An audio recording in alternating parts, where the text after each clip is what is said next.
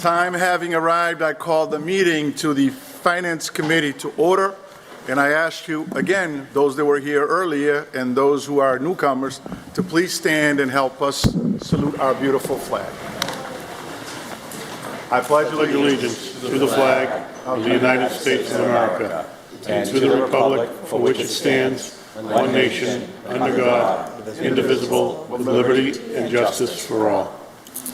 Well, welcome everybody, guests and Mr. Mayor, the department heads that are here. Welcome to 2024 budget hearings. Mr. Clerk, it's a long agenda, so item number one. Item number one is the only agenda item. Receipt of the proposed fiscal year 2025 budget appropriation. Item number one invited is Honorable Robert Sullivan, Mayor. Good evening. Good evening, Mr. Chair. Good evening, members of the committee, city councilors, Mr. Clerk. I want to start off tonight's budget hearing by saying thank you. Thank you to all of you. We have been collaborating for a long period of time right now, and I want to thank those that were here in December that participated in that vote relative to 23. I have to thank at this time Moses Rodriguez, City Council President, who has joined me in Boston at the State House on numerous Zooms in my office. We are working together to navigate some uncertain times right now. I'd like to thank the city clerk for coordinating this and his team. To do this is an endeavor to try to coordinate these many nights, so thank you, Mr. Clerk. State delegation I meet with every other week, and I want to thank the 3 reps and the senator. Mr. Clarkson, the CFO, and his team have been invaluable. The department heads, and I'm going to give a shout out to them in a little bit, but I want to thank each and every one of them because this was a budget unlike any of us have ever seen before. School committee members, and I know there's some joining us here tonight, Jorge Vega's here tonight, and I want to thank Dr. Cobbs, the acting superintendent, Trish Boyer, the acting CFO, and Vice Chair Tony Rodriguez, and the members of the school committee. But I have to give a special thank you to my Chief of Staff, Sidney Merrill, who's behind me, and my team as well that have been working diligently preparing for this budget. And we have to thank our partners on the state level. I have to thank Governor Healy, Lieutenant Governor Driscoll, Secretary of A&F, Gorkowitz, DOR, and Mr. Sean Cronin, DESE, and Secretary Tutwiler of the OE. And why I thank them is they have been working with us diligently to navigate the uncertain fiscal constraints and budget deficit issues. If you had asked me 2 or 3 months ago if I'd be sitting up here with Troy Clarkson and no one else, I would say absolutely not. We would be joined by state interventionists. We would have a fiscal control board. We would have an overseer up here with us. But thanks to the efforts of everybody in this room and those in the departments, we're able to balance FY25 budget that is before you this evening. In terms of the department heads, I want to thank each and every one of them because in the past, we would do 1 round of cuts. They would meet with the CFO, they'd come see me, we would make a cut, and then they'd be on their merry way. It was different this time. We did the first round of cuts, we went back to the Lieutenant Governor and the Secretary, and they said no cut more, and we did another round of cuts where I asked the department heads to look at your own budget after I did the first round and make more cuts, and they did that. And then we went and did a 3rd round of cuts. Just in my office alone, in the mayor's office, we cut over $419,000. And there's 2 vacancies that we will not fill. And it's not ideal, but it is what it is, and we have to be able to move forward from a financial component. The only thing that when we get to my budget you'll see is I had to fully fund the cable, the Comcast money that comes in for the cable fund. But in terms of where we are right now and where we are going, I have made a pledge to all the department heads, big and small, and a lot of the big ones are here tonight, that we will continue after July 1, we will continue to work together. Much like we will be working with Lieutenant Governor Driscoll and her team, the LG has designated a big brother, big sister concept where we will have someone designated from the state that's going to help us move forward. Because we're going to get through 25, ladies and gentlemen, but it's 26, 27, and 28 and beyond that we're not out of the woods yet. I do want to give a special conversation about the library. I've gotten a lot of calls from the library. I met with Councilor Lodge Darrencourt in my office. He's a strong advocate of the library. I met today, Troy and I, with 3 of the trustees, Mr. Vega, Phyllis Ellis, and Lisa O'Donnell. We will be getting back together with the library after the first of the year. And why that is I've said at every department head meeting, every Wednesday, there are certain positions that we have to fill. There's 2 that we know under the Lopes case we have to fill, right? The DEI position, and an offer's been made on that. And we have to fill the assistant HR. But there's also positions on the library side that we have to fill so we keep our certification. I will not jeopardize a penny being lost into the grants. So I just want to rest assure all of you tonight that we are not tearing apart the library. Absolutely not. It's a vital aspect of the community. But every department, all the departments in the city side, had to do cuts. And I want to thank the department heads for doing just that.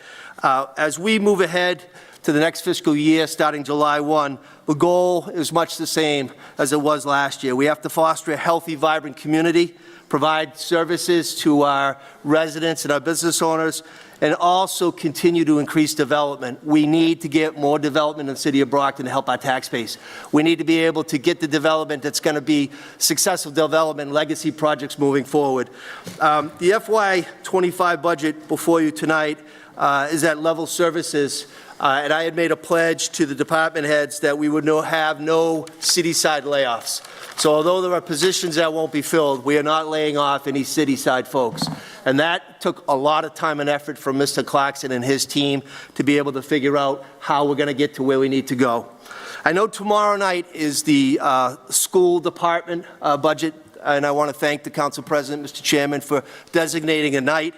But I do think it's appropriate as the mayor and also chair of the school committee to just touch upon something that I feel strongly about. And I do want to thank all the school staff that were outside tonight and those that are here and those that attended the school committee budget hearings. On June 11th, 2024, school committee did recommend an FY25 budget back to me as the mayor as follows. $18 million on the non-net school spending, and I voted in favor of that as a member of the school committee. And then $232,705,931 for net school spending, and I did not vote in favor of that. However, I will tell you why. For the past several weeks, I have carefully explained that the net school spending amount, the consensus amount, was $226,787,808.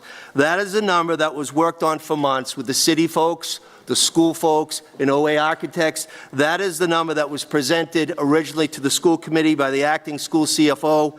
That is the number that we used to balance the budget.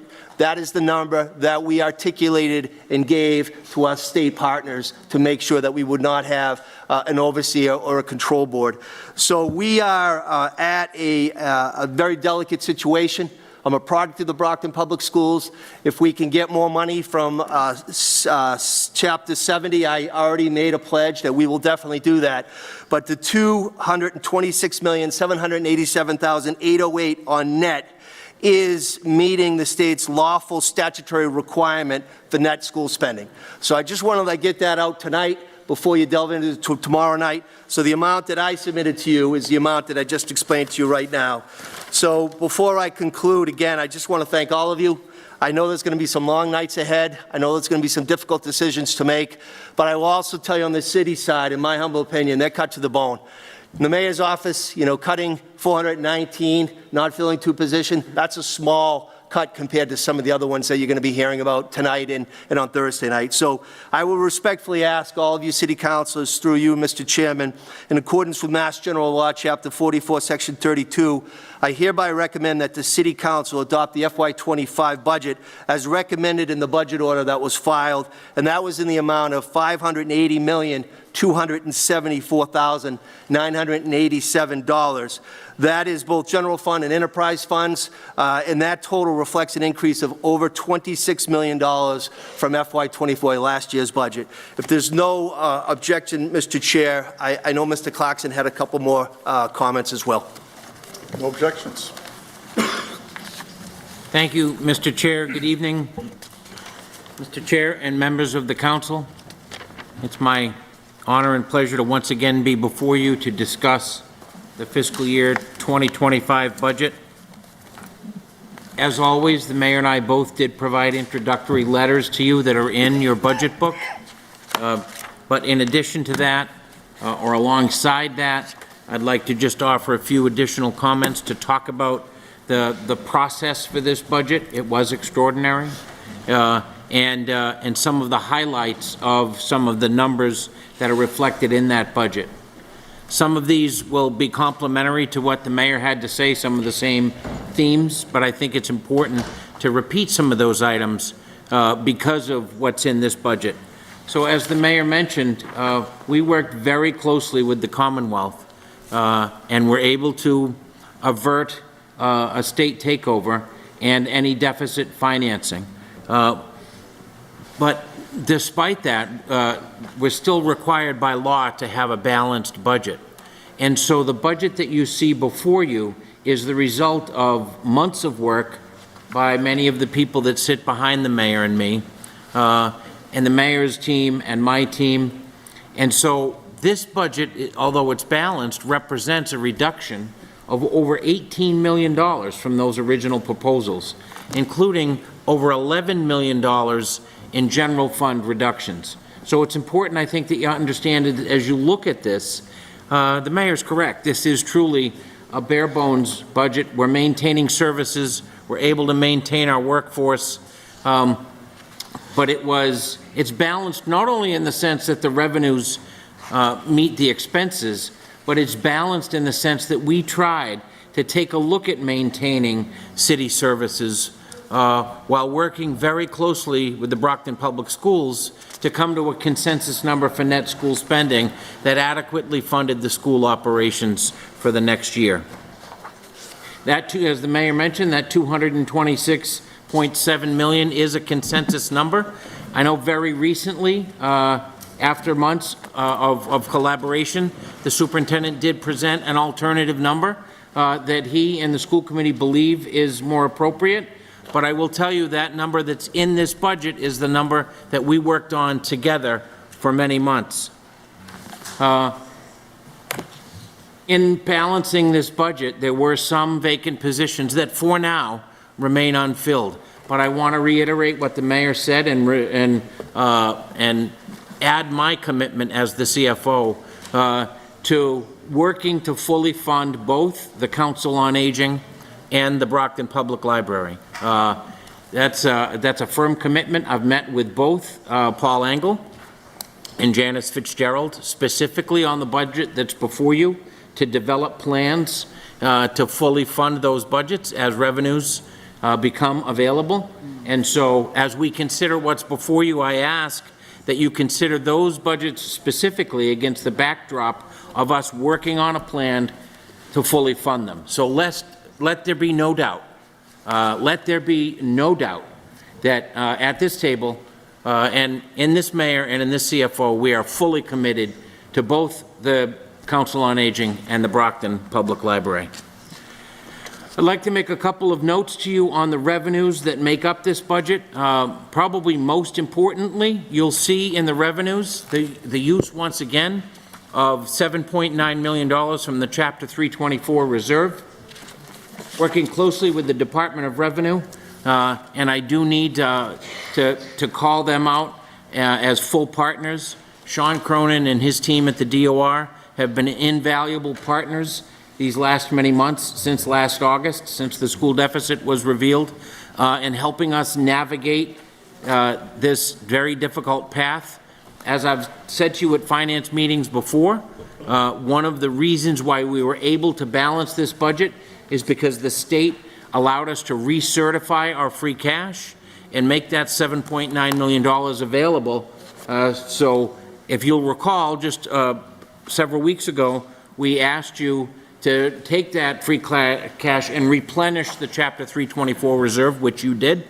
And now, to balance this budget, we're taking it out, which gives us another year to figure out a strategy on how to begin to replenish that fund.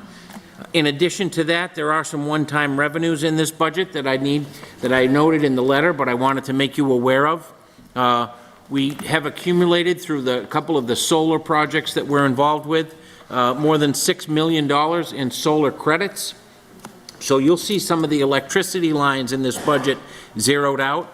That's because we're using solar credits, energy credits that exist to pay those electric bills. In addition, our hope is to sell $2 million in credits to other users to bring in some cash. the mayor and the law department and our procurement department of all working together also to issue a fairly substantial request for proposals, or, as allowed in the law, to enter into a direct contract for the significant construction of solar arrays here in the city on public buildings and on public property. And we do anticipate in this budget year that initiative will bring in some $3 million. So those are one-time revenues, and although it is not generally advisable to use one-time revenues to balance a budget, as I've stated many times, this is an extraordinary year, but I wanted to highlight those for you so it was clear that we were using those revenue sources. The enterprise budgets are all balanced using existing revenues. In particular, the refuse budget reflects the changes that you made in the rate structure several weeks ago. The sewer budget reflects the request that we've made to you to adjust those rates. So if those rate changes are not made, or if they are something different than what's proposed, then before we set the tax rate in December, we'll need to come back to you and adjust that budget. But I wanted to make it clear what those numbers were at this point. A couple of other major changes in this budget. You'll see that the consultant lines have all been consolidated, so the departments that typically had money for consultants, that money has not gone away. We have consolidated all of those consultant monies in my budget, and I know that was something that the council had discussed before, of your desire to see that money consolidated so that we and you can more closely monitor it. So that is why you'll see that change. And also continuing our effort to try to have a consolidated and clearer budget.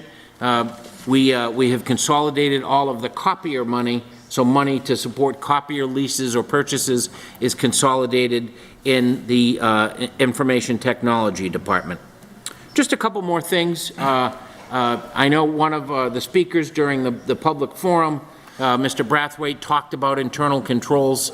I want you to know I've met with Mr. Brathwaite actually several times over the last several years, but most recently on those issues that he raised. In this binder that we've provided to you is actually a list of the city's financial policies, which were passed a couple of years ago after Mayor Sullivan took office. And the financial policies address, in many ways, some of those issues of internal controls. And specifically, the ones that Mr. Brathwaite discussed are internal controls that we've actually brought to the Brockton Public School Department that did not exist prior to that. So I think we're making very significant progress on that front, but I look forward to continuing that dialogue with Mr. Brathwaite and other concerned citizens, because in my office the door is always open and I enjoy that sort of feedback. And finally, we have recently, as you know, received the Government Finance Officers Association Distinguished Budget Award. This is yet another budget that conforms to those principles. I believe it is one of the most comprehensive and transparent budgets in the Commonwealth and has been so recognized for several years. That doesn't happen on its own. Our budget director, Evan Lacasse, and one of our financial analysts, Elvira Lopes, I'd like to particularly call both of them out for their extraordinary dedication to this city and for their work. Both of them are here tonight. And so I hope you'll join me in thanking and congratulating them for their exemplary work and helping put this budget book together. I look forward to exploring these budgets in detail with you over the next several nights, and I thank you for the time.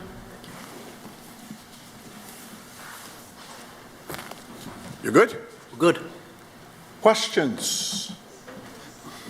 Council Lally. Thank you, Mr. Chairman. Good evening, Mr. Mayor, Mr. CFO. Right off the bat, in your office, Mr. Mayor, but also in several others, there are positions listed as vacant, which you did touch on. Ordinarily, and there's no money next to them, ordinarily they were listed as vacant, unfunded. I obviously take it from this that they're not funded, but what's with the change? Yeah, they're zeroed out, so they are unfunded. I mean, Yeah. I don't know why the verbiage wasn't there. Yeah. But they are zeroed out. They're not going to be filled. Okay. At least in my office, they're not. Right. Mr. CFO, we have, as you said, and as the mayor said, taken extraordinary pains, you have taken extraordinary pains with this budget in order to make things meet to patch the hole created by the school department. Some of these are one-time measures. Are we, what's left for us to do if the school department doesn't get its act together? Well, we will continue throughout the year to work with the team that the Lieutenant Governor has established, our partners at the Department of Revenue. I've worked very closely with the acting school business manager over the last several months, and I believe that, to use that term again, sufficient internal controls have been put in place. I think you'll hear from the school department tomorrow night, and particularly TJ Plant, the consultant from Open Architects, that many of the systems that we've put in place have resulted in very positive results. And for this current fiscal year, we're actually anticipating a very modest, but nonetheless a small surplus in that department for the net school spending. You will see before you at your meeting next Monday, as we've been speaking of for several months, a transfer to address the remainder of the costs for non-net school spending for transportation costs for this year. So I think we've come a long way, but there are still, for sure, more steps that we need to take to formalize the budget practices, the collaboration between the city and the schools to ensure that, that fiscal year 25 mirrors more closely this current fiscal year and not the one before it. Fair enough. And the last thing I would have is, it's library related, but it is for the mayor. So what you're saying, Mr. Mayor, is that the library's cut once money is restored to it in January is not as deep as it looks in this budget. That's correct. And I mean, again, we met at the request of three of the trustees, right? Ms. O'Donnell and Mr. Vega and Mrs. Ellis. And I know the council at large had stepped out, but when I met with Councilor Large Dericourt, he is an advocate for the library, and I fully understand that. So we will not risk, as I said, losing grants. We will not risk, certification loss. The way we left it today on the Zoom, and they were very appreciative, is that I know Mr. Vega's here. After July 1, we're going to come up with a plan so that we don't penalize the library. We're going to do the same thing, and I've met with Paul, I've met with Janice as well. We want to make sure that the Council on Aging is okay as well. They're going to be looking for more staff once they move to the bigger building, right? It's 5,000 square foot, but we're not there yet.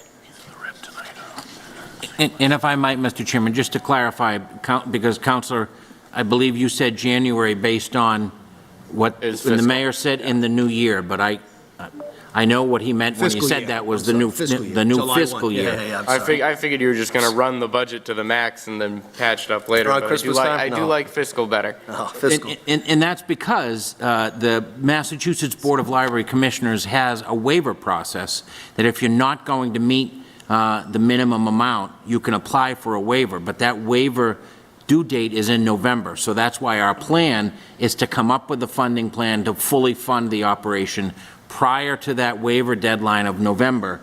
And what we just need to do is, once the year starts, look at other budgets, look at other revenue sources, and come up with a plan. The amount is in the neighborhood of $300,000, so I'm confident that we can come up with a plan to do that. So the goal is not to need the waiver. Correct. Correct. All right. Thank you. Thank you, Mr. Councilor. Chairman. Thank you, Councilor. Councilor Thompson and then Councilor Fowler. Councilor, good evening. Thank you, Mr. President. Good evening, Mr. Mayor and Mr. CFO. Thank you for putting this budget together. It is a pretty comprehensive budget, and again, it's really detailed, and I appreciate the effort of Mr. CFO, your team, to put this budget together. So I'm going to start with a few of the overview questions and then kind of a few questions on the budget itself. Regarding the consultants and the consolidation of all consultants into the finance budget, when a different department comes to you seeking money for consultants, will that come before the City Council as a transfer out of your budget to their budget for consultants, or would you be paying for consultants through your department? The way it's currently structured, as you'll see, there's a significant increase in the finance budget and a zeroing out in the departmental budget. So I would anticipate that that those department heads would come to me, and we would then expend those funds out of my budget. It would not require a transfer from the council. However, as you know, we've developed a pretty sophisticated tracking tool, and we'll be able to track on a monthly basis how that spending is going, and I can share it with you at regular meetings. And you'd be able to break it down to what department is seeking consultants and you know, what's being paid out for consultants per department? Absolutely. Okay, great, understood. You talked about that $6 million in solar credits, and then additional $2 million, or I guess the question is, the $2 million you talk about, say, putting it on the market for cash, is that above the 6 or is that within the 6? That is within the 6. Okay. The internal controls that you mentioned for the school department, those being, I guess, policy related, or I guess my question is, if they are policy related for internal controls over at the school department, is that something that is voted on by the school committee, or is just implemented either by your office through your capacity for oversight, or is that done through their CFO? So to date, the changes that have been operational. I mean, obviously, the school committee has very broad policy authority, and they could vote policies to affect some of these changes, but at this point, they've just been operational. I'll give you just a couple of quick examples. We've implemented what we call position control.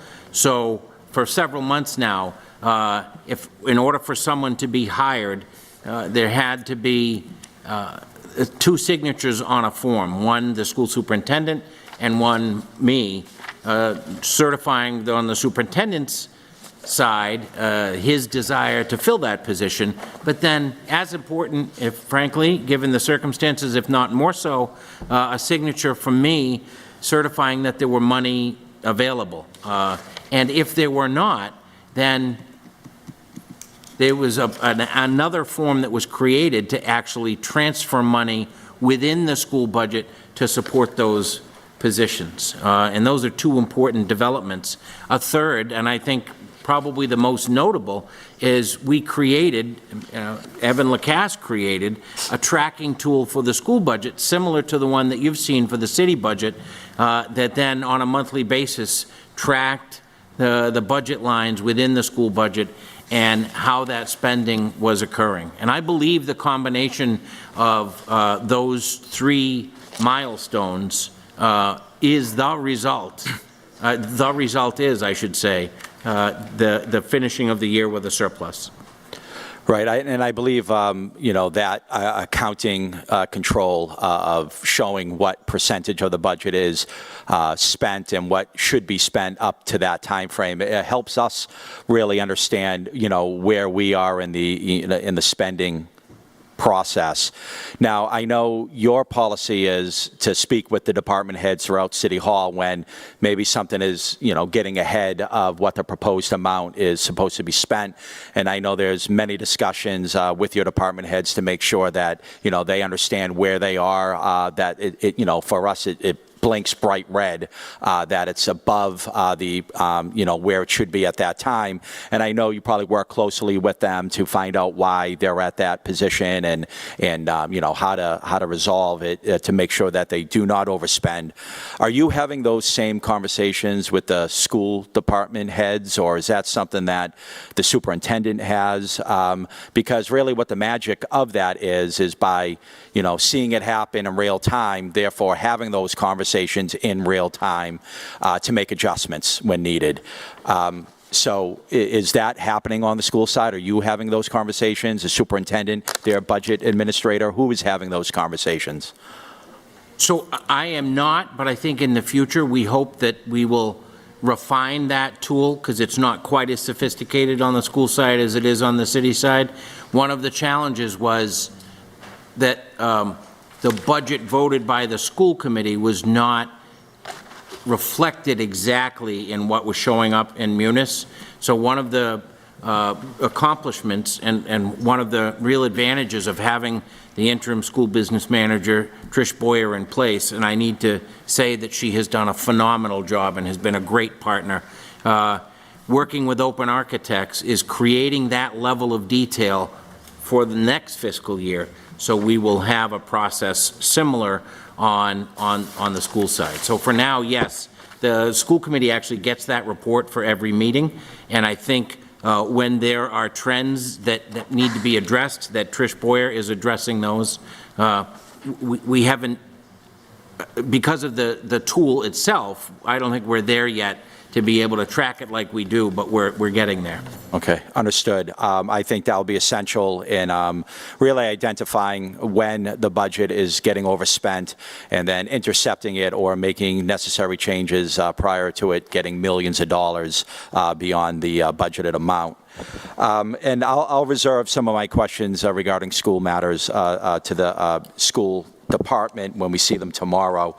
But Mr. Mayor, regarding your budget, now, I know we had this conversation last year when you developed the position of the Director of Immigration. Looking at the salary of the Director of Immigration, it's, after you and your Chief of Staff, it's the highest salary of all the people in your department. And I was the only member of this council who voted against the establishment of the Director of Immigration, but in my remarks at the time, I asked that what I would want to see this budget time is the metrics. How many people has the Director of Immigration interfaced with and provided immigration services? What type of services is the director providing?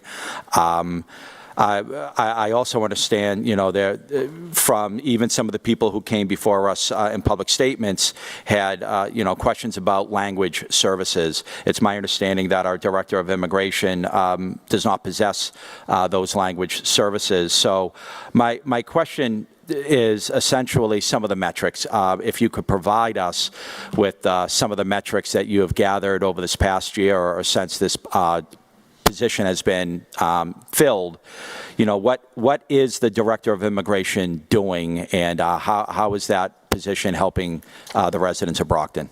Oh, yes, and I actually met with, her name is Courtney Henderson. She speaks Spanish, so she is multilingual. She has been meeting on a regular basis. I know she emailed all the city councilors. She is ready, willing, and able to come before here on a resolution, a resolve. I talked to her about that today, so if somebody wants to file a resolve, she'd love to come here. The office is invaluable. I mean, we are getting, I can't even tell you how many people per day coming into the mayor's office. She is working with organizations throughout the city of Brockton. She's been going to the different churches, meeting with the pastors as well. In terms of metrics, Counselor, I mean, I think it would be best to have her come before you. I don't want to misspeak, but I can tell you that I've sat in on a lot of meetings with her, and she's doing an unbelievable job. Well, I appreciate that, Mr. Mayor, and I think at some point this body should have her before us to get a better understanding of, her responsibilities and what, how she's serving the residents of Brockton. I see, a pretty significant drop, almost a 60% drop in your tourism promo budget.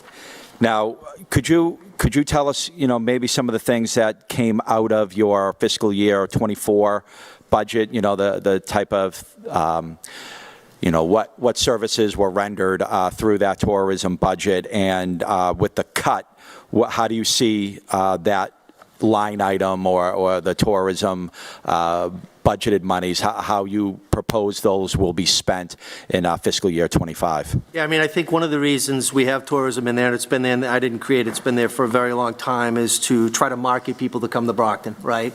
One of the new marketing endeavors is the New England Knockouts, right, the professional baseball team. So we're working with Scott, the general manager, and Brian, the owner, to come up with a goal going into it. Opening night, very dismal turnout up at Rock Stadium. But just last week, they had 1,500 people at one of the games. So you were at the event the other day for Marvelous Marvin Hagler. I mean, that's another destination location where we would want tourists to come and see. Those that are staying in Brockton to hotels, but more importantly, jumping on the train and just walking across the street. In the past, we've used it for the Liberty Tree. Now that we own it, we really want to continue to work with Rep. Cassidy. He is getting funding for the Frederick Douglass bust to put there, which will be really Frederick Douglass up to Warren Ave, where the public safety building is going to be. The Grayson Hotel was going to be revitalized in the near future. Stadelman property will be revitalized in the near future. So I think tourism is extremely important, but I also know that I had to take some cuts. I had to cut. 419 grand is a lot of money. So, I didn't zero it out. I think that wouldn't be doing the job of a mayor to try to do tourism, but partnering with the Chamber of Commerce is key. I mean, I go to all the chamber events because, we have to continue to market. We're dealing with a deficit, we're dealing with a budget, but we have to continue to market Brockton. I've said it since I became the mayor. Brockton is a business, right? We're in the people business, but we have to get people to come to Brockton and tell our own story. So, the $45,000 I think is going to be appropriate. We're going to spend within our means on that, Councilor. But if there's anybody up here that has any suggestions on something we might not be doing right now that could draw people to Brockton, I'm all in on that. I appreciate that as well. And then finally, the holiday parade. I see that you, again, funded the holiday parade for $10,000, and I know, as expenses get higher and higher every year, that $10,000 goes, less and less far. But it is appreciated. I think that our holiday parade is probably, probably the most successful gathering the city has throughout the year, and I know the time and effort both the DBA and all the volunteers put in to put forth a successful holiday parade. But one of the issues that came up last year is regarding the police details, and from my understanding, it was about a $17,000 charge.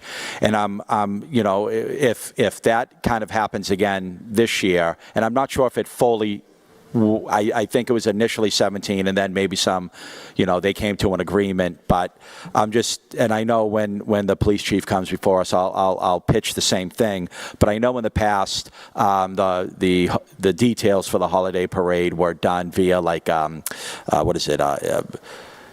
off time or I forget the name of the term, but basically that whatever time they put in at the holiday parade, they could get some time off in the future. It kind of and it's paid for that way. $17,000 bill for the holiday parade, would really degrade what the DBA can put forward. And so I'm just, your idea on, comp time it is. So if we could go back to the previous agreement that any detail would be a comp time payment instead of an actual detail payment, I think that would go a long way in helping save some of the fundings, the limited fundings that the DBA has for the holiday parade. And so I'm just, maybe your ideas on having a conversation with Brockton Police regarding that specific issue, and maybe some feedback from you on that. Yeah, I'd be happy to do that. I mean, as long as it doesn't violate collective bargaining. The Huntington School Parade, a lot of you were there the other day. That was phenomenal, right? And there were a lot of police officers there for safety, but they were on duty as well. So I'll sit with the chief. Anytime I ask Chief Perez to meet with me, she's there in 2 seconds. So of course. When we do parades, it doesn't matter if they're small or large. The chief, Captain Picaro from traffic, Brian Nardelli, the fire chief, and Beamer Director Hook, we always get together to figure out, the best practice. So I'll definitely, that's a talking point I'll go with, Councilor. I appreciate that. Again, Mr. Mayor, thank you for coming before us. And Mr. CFO, we appreciate your time. And that's all I have, Mr. President. Thank you. Thank you, Councilor. Councilor Fowler. Thank you, Mr. Chairman. Mr. Claxon, at the 11th hour, the school committee requested an additional $5.9 million for their budget. if the mayor had waffled, if the mayor had shown political cowardice, if you will, and said, oh, yeah, okay, whatever you want, what would that effect have had on the cuts that are already in place? Would that have affected the Council on Aging? Would it have affected the libraries even further? Where would that $5.9 million originate? I mean, I'd have to speculate, Council, but as I mentioned in my introductory remarks, the budget that is before you is reflective of more than $11 million in reductions that were already made. And we were able to do that, as I mentioned, without the reduction of any personnel, other than not filling vacant positions. A reduction of an additional $6 million would result in widespread reductions, layoffs, and public safety, more than likely a closing of one of the library branches, significant reduction in general services, because all of those reductions would be in the general fund. As you know, the enterprise funds are self-sustaining, so the reductions wouldn't come from that. So it would be catastrophic to the city's operations. Well, I appreciate political theater, and we all do it once in a while, but not when it would be harmful to the entire community and certainly exacerbate the reductions that have been made in all of the city department budgets. Put me on the list of supporters for the Council on Aging and for the library. I do hope we can generate revenue from different places. I will say to both of you gentlemen, I think tomorrow night will be a cathartic moment for this city as we go through the school budget. In past years, and this is my 39th year in public service, my 23rd year in elective office here in Brockton. We always operated on a position of faith, trust, and veracity, and what was happening was legitimate, what was presented to us was accurate, and I think now we need to lay everything out on the table. I think the public deserves to know what goes on, and I'm confident we will do better in the future.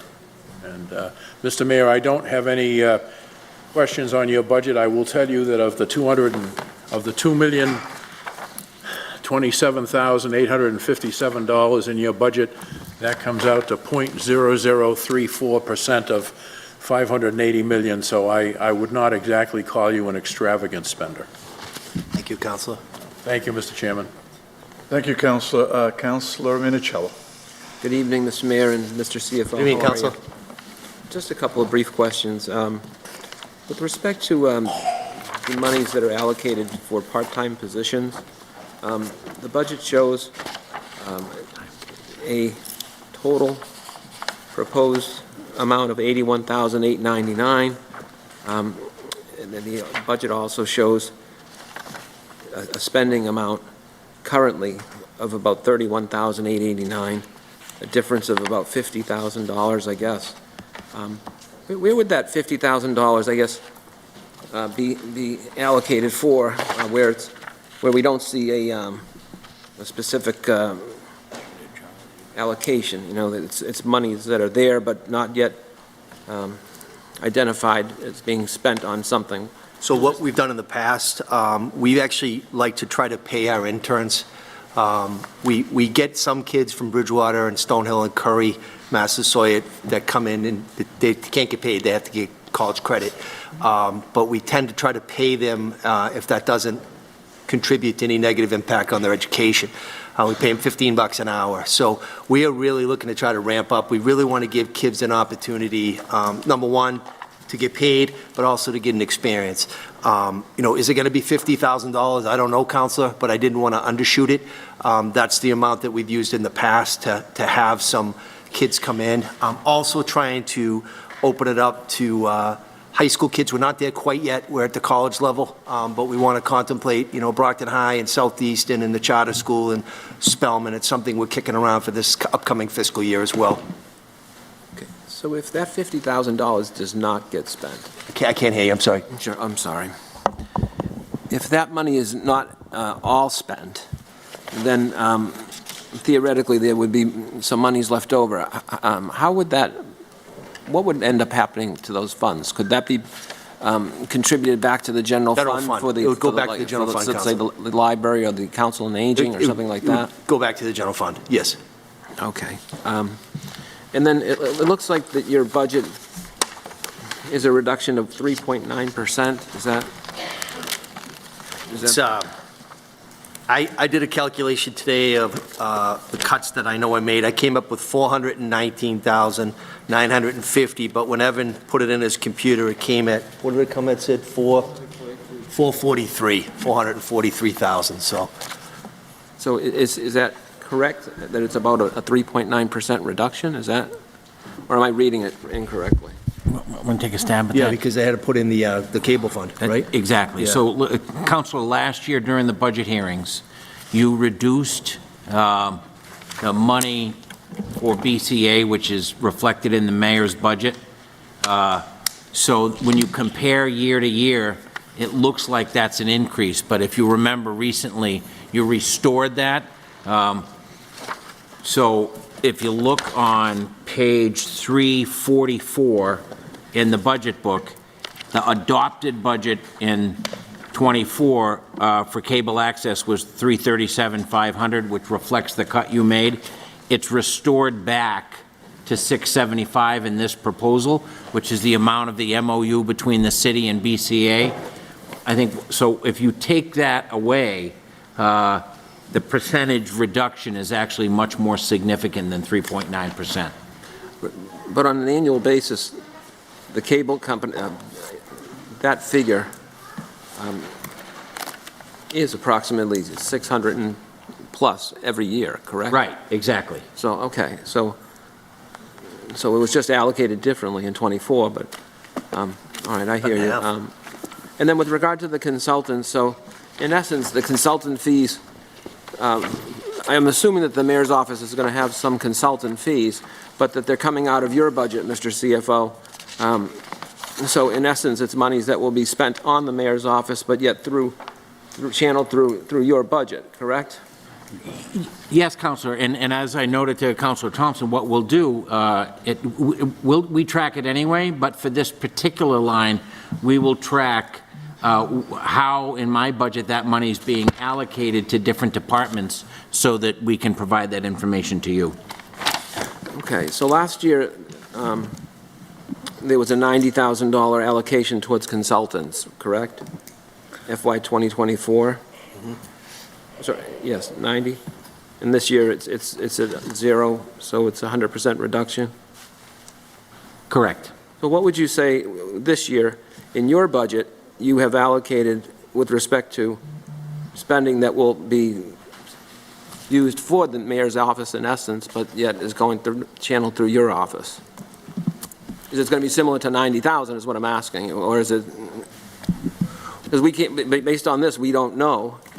You know, we see that a lump sum in your budget of, I think, 2,000 something % increase, but I don't have a itemization of how much of that is for the mayor. So my question is, you know, are you looking at a similar number for the mayor that is going to channel through your office, or are you looking at a reduction, or, you know? So the amount in my budget, and I'll double check this, but I believe it is the compilation of the amounts that in this current fiscal year were in all of those separate budgets. So what our plan is to track it. Yes, I think there's a loose allocation in the finance budget for $90,000, but I think the reason for the consolidation is to give my office, and frankly the mayor as the CEO, a greater oversight of how those dollars are being spent. And so when departments desire to hire consultants, they'll need to come to me, and I consult on financial issues with the mayor on a regular basis. We get together at a formal meeting once a week, and we speak usually several times daily. And so I think this plan that was suggested by members of the council will give us the ability to provide greater oversight on how those consultant dollars are being spent. So the plan is to issue a regular report that tracks which departments are spending those dollars, how much, and on which consultants. And as I mentioned a few minutes ago, we'll make that information available to you. Right, but I hear what you're saying, but this way, the way you're doing it, the council has no idea how much is being set aside potentially for the mayor's office. It could be less than last year's, or it could be even more. So, for me, that's. Well, why don't we do this, Counselor, because you make a good point. It's going to be less. I mean, good example, and maybe we could invite him if the council chooses. Dr. Rick Herman is no longer, his contract expires this month, but he hasn't billed us in many, many months. But, Rick was invaluable, right? And in the heat of COVID, I mean, he was only charging $175 an hour, but it added up. I mean, Rick is no longer going to be doing that. So before you take a final vote, which is either Monday or Tuesday next week, I don't know which one it is yet, we could do some type of breakdown. I mean, you see where I'm coming from. Yeah, no, I hear you. Yeah, I get it. Okay. Thank you. I'm not going to beat a dead horse. Thank you very much. Appreciate it. Appreciate your Thank you, time. Council. Thank you, Councilor Dorancourt. Yeah. Thank you, Mr. President, Mr. Mayor, Mr. Councilor. CFO.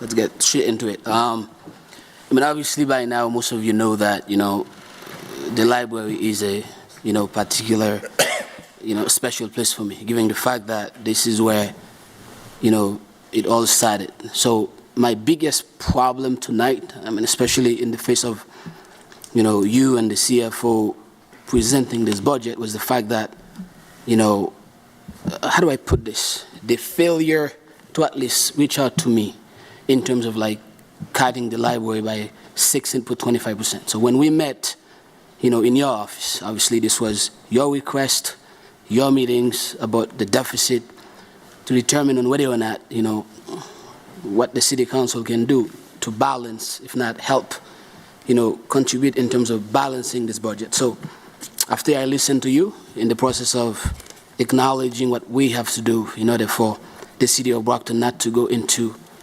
receivership, I listened to you carefully, and at the end, if you recall, Mr. Mayor, I asked for one thing, and I said, Mr. Mayor, I know the situation is very complex, and I know you're going to do some cuts, but I beg you, these are the words that I use, I said, I beg you not to touch the library. And you and Mr. Clarkson told me point blank, we wouldn't touch it. These were your words. You said, Councilman, don't worry about it, I'll do whatever I can not to touch it. And it wasn't until I received this budget, I realized that the library, which you told me that you wouldn't touch, and you cut it by 16.25. For me personally, I was shocked. I was shocked in the sense of, you could have given me a call and saying this, hey, listen, council, I mean, I know we spoke about this, and unfortunately, we're going to have to make tough choices. So I'm not going to go deep into this, but for me personally, I think it was a lack of respect toward me based on the conversation that we had. Obviously, it was private. And also the failure to somewhat communicate. I mean, you said it in January, you believe in communication whereby we can come together as a group of people, but in terms of me and meeting with you, you gave me your words. And to the point, I made some promise, which I will not keep. I just want to say this to you. And I told you, well, if you do this, then this is what I'll do, right? And I said, if you promise not to touch the library, I will vote in favor of certain things. And I can tell you this tonight, I will vote against every single thing that I said I was going to support, because I felt like, you did not respect my words, and why should I respect yours? So as we speak, right, the impact that 16.25% will have on this library is unthinkable. Obviously, in terms of numbers, it is the largest, dollar value in the entire city's budget, $556,714.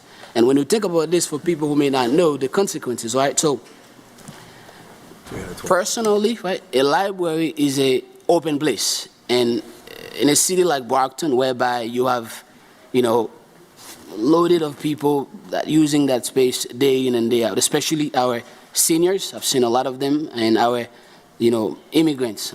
Thereby, they go there to learn English and all of that. So, to remove $556,000, Mr. Mayor, I think it's just carelessness, and I'll put it blunt. And to the point, not only this, and there's a possibility for them to close the West Branch. And by virtue of that, it will cost them another $301,000. So in total, you're talking about $800,000. So how do we go from not touching it, and now we're talking about almost $1 million? And so for me, I guess it would be, unacceptable for me to just sit here tonight and not talking about this. So let's just go straight to this. We cannot talk about public safety without talking about education. So for me, in terms of like funding it, even though, we are putting a lot of focus on, Brockton High School budget, but the library is part of the foundation in terms of like educating our resident, whereby it is the face of our community. So at the end of the day, if we are not taking care of that, which is a public place whereby anybody at any time, well, obviously, according to the library time, can go there and do what they have to do, it's unfortunate. And what was so bad is that, and although they have so many vacancies, and I spoke with, the director of the library, none of them were even thinking about filth. They're still vacant. And you go that deep. So it is hurtful because I saw it, in the book, not even a text from you, not even a call from you. I mean, I guess if we had a conversation prior to this, I probably wouldn't even talk about this. My phone, obviously, has been going crazy. People calling me, well, I thought you said you care about the library. I thought you said you this and that. And one thing that a lot of people fail to understand, the city council does not have the power to allocate. We do not have the power to add on. I mean, I wish we do, but we do not. I just want to say this publicly. The only power that we have is to cut. We cannot add. We cannot call the mayor and demand that, hey, man, listen, I want you to put this money back. It's up to you. Only you can do it. And, of course, you and the CFO. So for me, I guess, even though you talk about cutting your budget by 3.9-something%, I think 419. it would be very important. Well, based on the numbers that I'm seeing on the book, it's I think I have the number for you, Mr. Mayor. Let me just pull it out, because that's what I got, not what you are saying. 3.9%, Council, but that's based upon the Cable Act that was put in Okay, so there. excellent. So for me, I guess, how do you cut your budget by that low amount, and then you go so deep in the library? So I think either Monday or Tuesday, we will get to a point whereby I guess I will make, recommendation to go deep into your budget. And I guess it would be the appropriate thing to do whereby you can actually feel the cut. And at the end of the day, I mean, I know, a few of my colleagues spoke about certain position in your office, and I think, they might be important, but we are in a state of deficit. And I think if we are asking, every department to do a little bit, right, to balance his budget, to help out, and I think that should start with you. It did, Councilor. And I understand, but I think we can do better than that. And for me personally, I could not possibly, sit here tonight pretending, everything is going good when I know that there's a possibility for young kids not to have access to a book at the library. There's a possibility for one of our seniors and not able to go there. And based on what I heard, right, we might even close on Saturday. Okay, so these are the talks, if nothing changed. And although you stated that, you and the CFO stated that, after July, we're going to look into what we can do. I don't believe that, and I don't buy that. Okay, I don't buy that. And I think that if the desire was there, the intention might be there, but the reason I don't buy that is because if you couldn't keep, right, your word toward me, you and I, nobody else, right? And I'm saying this publicly. I don't think anybody knew this conversation went on.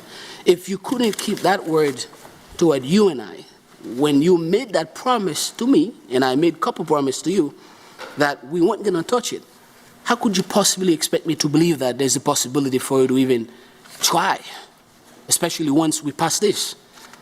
So that's my problem, right? So at the end of the day, I mean, I think, Mr. Mayor, you serve on this council, and I remember, vividly, how tough you were when, the late Mayor Bill Carpenter was here in terms of like balancing this. And I think it's the same thing. So for me, I guess, you can sit here tonight making these points, acknowledging the possibility of doing X, Y, and Z for the library and the Council on Aging. I don't buy that, okay? And I don't believe, it is true, because at the end of the day, it would have been much easier, Mr. Mayor, for us to work together. There would be no need for me to even talk about this. And you know how deep that would hurt me personally. I mean, I don't know how many of my colleagues cares, but if there's one thing that I truly care, if there's one thing that I put a lot of thought into it, is the library, because this is the basic foundation for me as an immigrant. This was the place, right, that opened the door for me 13 years ago when I first came here.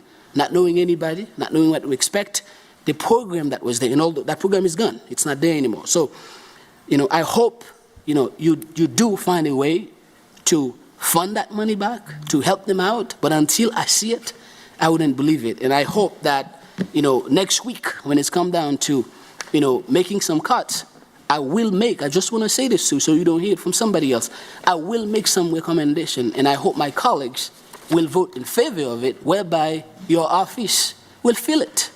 And I think it is, disgraceful to sit here, in the presence of you as the boss, and of course the CFO, and I lied to, and I look like a fool, because I did tell these people, hey, listen, I don't think he's going to touch it. I did. I made that promise to them, and I said, based on what I'm hearing and based on what I'm feeling, I don't think so. So how would you feel, Mr. Mayor? Got a call from them saying that, hey, did you say this? So now I don't know what to tell them. So it is painful, it is hurtful, and at the end of the day, I don't know why you did it, and obviously you did it for your own reason, whatever that reason might be, but I really hope that history would speak for itself, and one day that you will understand this was not the route, because I remember vividly when late Mayor Bill Carpenter was in office, I was there as a trustee. I was appointed by the mayor, and they wanted to cut it by $10,000, okay, 10K. And I remember I went in and I sat down and I spoke with Bill, and I said, Bill, these are the reasons why you should, and these are the reasons why you shouldn't. This was $10,000. He did not. And now we are talking about $556, $714. Mr. President, thank you so much. I'll leave it there. Mr. President, if I could for a second, I want to thank you. You were on every call, and so the meeting that the council is talking about was before the second round and third round that was highly suggested by the state partners. And if the cuts weren't made, Bill Carpenter didn't have to deal with a state takeover. We were going to have a state takeover. So I will apologize if you think I lied to you. I stand on my position. The math calculation is 419 to 443 in the mayor's office. I served up there. You can do what you want, Councilor, but the numbers have already been cut. So thank you, Mr. Mayor. Thank you. Thank you, sir. Councilor Azak. Thank you, Mr. President. Good evening, Mayor, Mr. Good evening, CFO. Councilor. Some of my questions have already been asked, but there was one thing I did want to bring up was about some of the commissions, the Diversity Commission, Women's Commission, Historical Commission. I know some of the residents were asking about the Diversity Commission. Have they started to re-meet again? So, have you appointed a chair? So there is a typo there. It should say, and I apologize, Human Rights Commission, because again, diversity was changed by this Correct. body. We have a chair. Many members that were on the Diversity Commission, Celia Cannon in my office, Government Affairs, asked them if they would like to be reappointed because it's the same commission, just a different name. Many have said no, they're not interested. So we are actively looking. We actually had an interview with someone today. We are actively looking to get people, not just on the human rights, but we're looking for all commissions.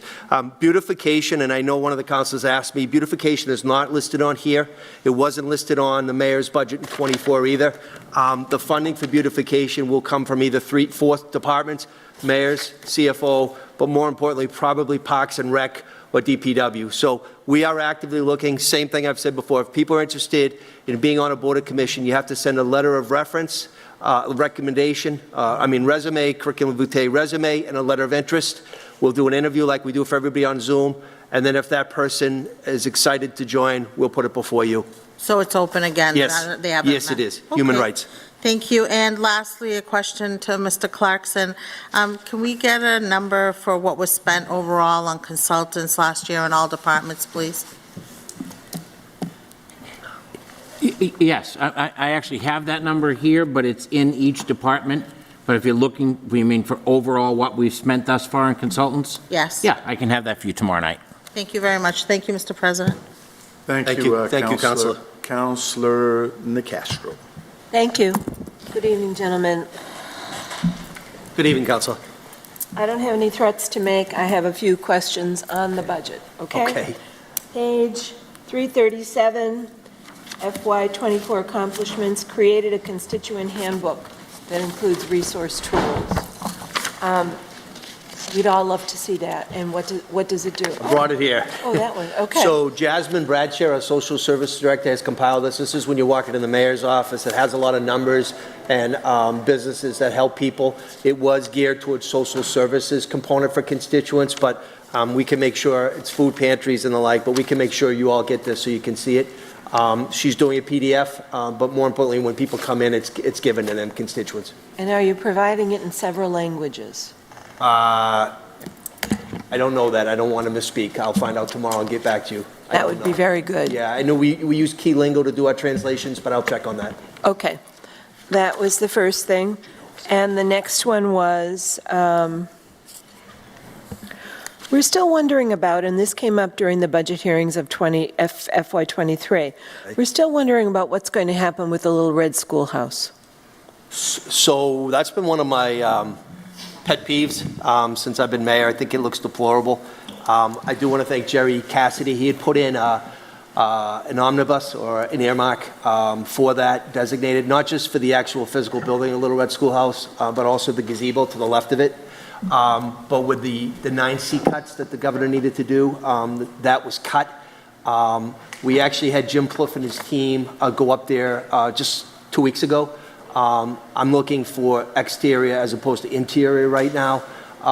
There is a lot of weathering and some rot. It is a historic building, so it's gonna take a specialty to fix that. But the 9C cuts did cut the funding source for that. So we just have to be a little more patient. It was, for the day of the graduation, it looked nice in the sense it was school department mulched it and flowered it and the flag was up, but that's a gym in our city, and there's actually still some Brocktonians that went there, elementary school. So we really don't want it to get too much lost by the weather. So we're going to continue to file with the governor and lieutenant governor again. I know you have other priorities, but that's a symbol. Right when you come in Symbol. Forest Ave, it is. That's right, Yes, that's yes. right, and I'd love to see you do something. Maybe beautification can help. Also, on page 344, under expense summary, I noticed what wasn't cut was $100,000 for the youth task force. Yes. And so what are you using that for? Yeah, great point. So we use that for many reasons, but the most important one is we use it for the Brockton After Dark program, the summer program. Again, Jasmine is coordinating that with community schools as well. We are actually expanding it. It's not just going to be sports. We're doing drama again this year as well. We're doing tennis and pickleball. There is a cost. We hire people for the summer programs. We also are contemplating, there is an opportunity to help through the Cape Verdean Association, a group that does so much at the Gilmore School in your ward. They usually get some funding, and they were shorted on the funding this year. We believe we could do a grant using some of that money for the next fiscal year. But that money typically is to help youth in the city of Brockton. It was generated, I think, 3 years ago when Councilor Tina Cardozo was on the committee. But that's pretty much the bulk of it we break it down to two things. We do the supplies, the advertising, the giveaways, food and water, hiring staff. And again, it is in conjunction typically with community schools as well. We are, if anybody's watching this or know anybody, we are looking for lifeguards. We're very short on lifeguards this year for the swimming program, both at the Manning Pool, which is Brockton After Dark, but also the Cosgrove Pool, which will be open. Congressman Lynch will be there on July 8th. So if anybody's interested in pool management positions, we're looking for a pool manager as well. But again, all of that falls under that dollar amount that we use for youth. Very good. I like seeing a big chunk of dough from your budget going toward bettering children's summer experiences. Thank you. And finally, Chapter 324 of the Acts of 1990 is in force and effect, right? I'm sorry, I'm sorry, just to answer your question, this is in 4 languages, I'm sorry. Oh, it is? Oh, that's wonderful. Thank you. Very good. Chapter 324 of the Special Acts of 1990 is in full force and effect, right? Yes. Okay. Well, as such, I just want to express, and there'll be a time and a place for this at other times during these budget hearings, I'm so disappointed in the documentation that was provided to us by the Brockton Public Schools.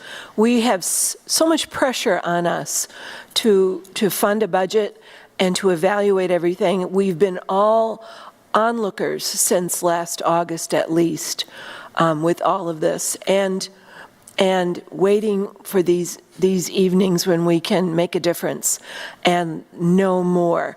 And I feel we've been done a disservice. We're doing our best. The clerk has stepped up and organized some materials and bound them and delivered them to us. Other materials came in tonight.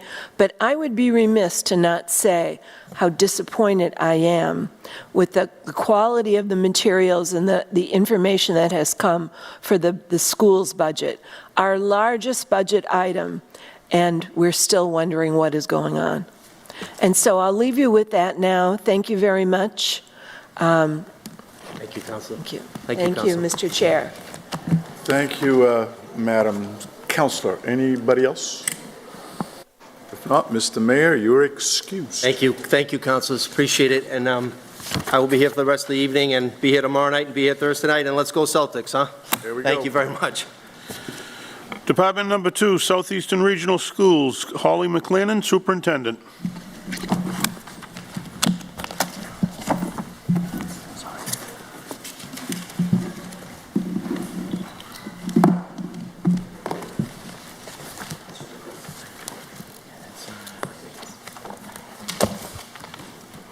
Welcome, Madam Superintendent. This is your first one of these things, right? Good evening. Yes, this is my first opportunity to sit before the council, so thank you for having me. I do want to acknowledge I'm joined this evening by my Assistant Superintendent of Finance, Mark Morris, and Tony Branch, one of 2 residents of Brockton who serve on our school committee. So I do have a brief presentation on our budget. I'll start with a general overview of our foundation budget and some of our additional expenses.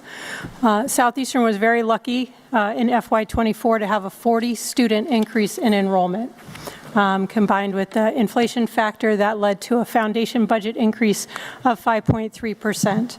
So our foundation budget this year is $36.6 million, of which $23.1 million is state aid, and the remainder of $13.5 million roughly is the local assessment to our 9 communities. To that, we do have regional transportation costs. Our regional transportation costs this year did go up approximately 24%. That's because we had to go out to bid this year for the first time since the pandemic.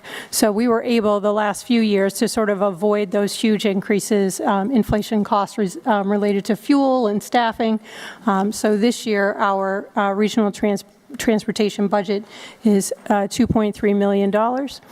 As you know, we are supposed to be reimbursed 100% for the cost of regional transportation. That hasn't happened in many, many, many years. It looks like we're going to get about 84% this year from the state, leaving about $1 million in local assessment. For at least the last 15 years, we have held our capital expenditures, the total local assessment to our communities to $192,000. We did use money out of our excess and deficiency fund this year to keep it at $192,000 total divided between our 9 communities. And finally, we do have our bond payment on our Performing Arts Center. This actually was an ESCO bond that we refinanced a few years ago in order to finance our Performing Arts Center. So that brings us to about $39.7 million in total budget. of which $15.2 million is local assessment to the 9 communities. Brockton continues to be our largest sending school district. This year we had over 62% of our students who call the City of Champions home. We know that going into our next year that 68% of our incoming freshmen are residents of the City of Brockton. The local assessments are based on each community's enrollment in the schools, and with Brockton having the largest percentage of students, their local assessment, your local assessment is the largest. So your minimum contribution for foundation aid is about $4.2 million. Your share of our net bond payment is $305,844. Net transportation costs, $657,000, and the net capital costs are $119,000 for a total of just under $5.3 million. That is an increase of $501,000 from last year, and that is based on the fact that we had 36 additional students from Brockton. So enrollment and the increase in enrollment combined with our regional transportation increase is really what's driving that increase in assessment. I'm going to pause there and see if there are any questions. We have one, Councilman Minichel. Hi, good evening, Madam Superintendent. How are you? I'm doing well, thank you. Could you just talk to us briefly about graduation and how many students are going on to college, how many students are pursuing a trade, and I guess the advantages of going into a trade in this economy, just so we briefly understand, the opportunities and really the paths that many students are taking instead of, just going to college and getting liberal arts degrees, et cetera, compared to learning a trade and making a living. Correct. So we have 20 career programs at Southeastern, and we know that at least 60% of the students who are going into our construction trades, HVAC, plumbing, electrical, are going directly into the workforce. In some of our medical fields, like dental assisting, medical assisting, we're seeing almost 90% of our students going directly into the workforce. We do have some vocational programs such as engineering and criminal justice or legal and protective services that do require students to get some additional training or college education, and so about 40% of our students in those programs are going to go into college. We have not done the follow-up survey for the most recent class of graduates. There's usually about a year and a half lag between that. We did graduate 383 students this year, and about a year from now we'll do our follow-up study to see where they're landing. So, Love to see that. Absolutely. With that data. Absolutely.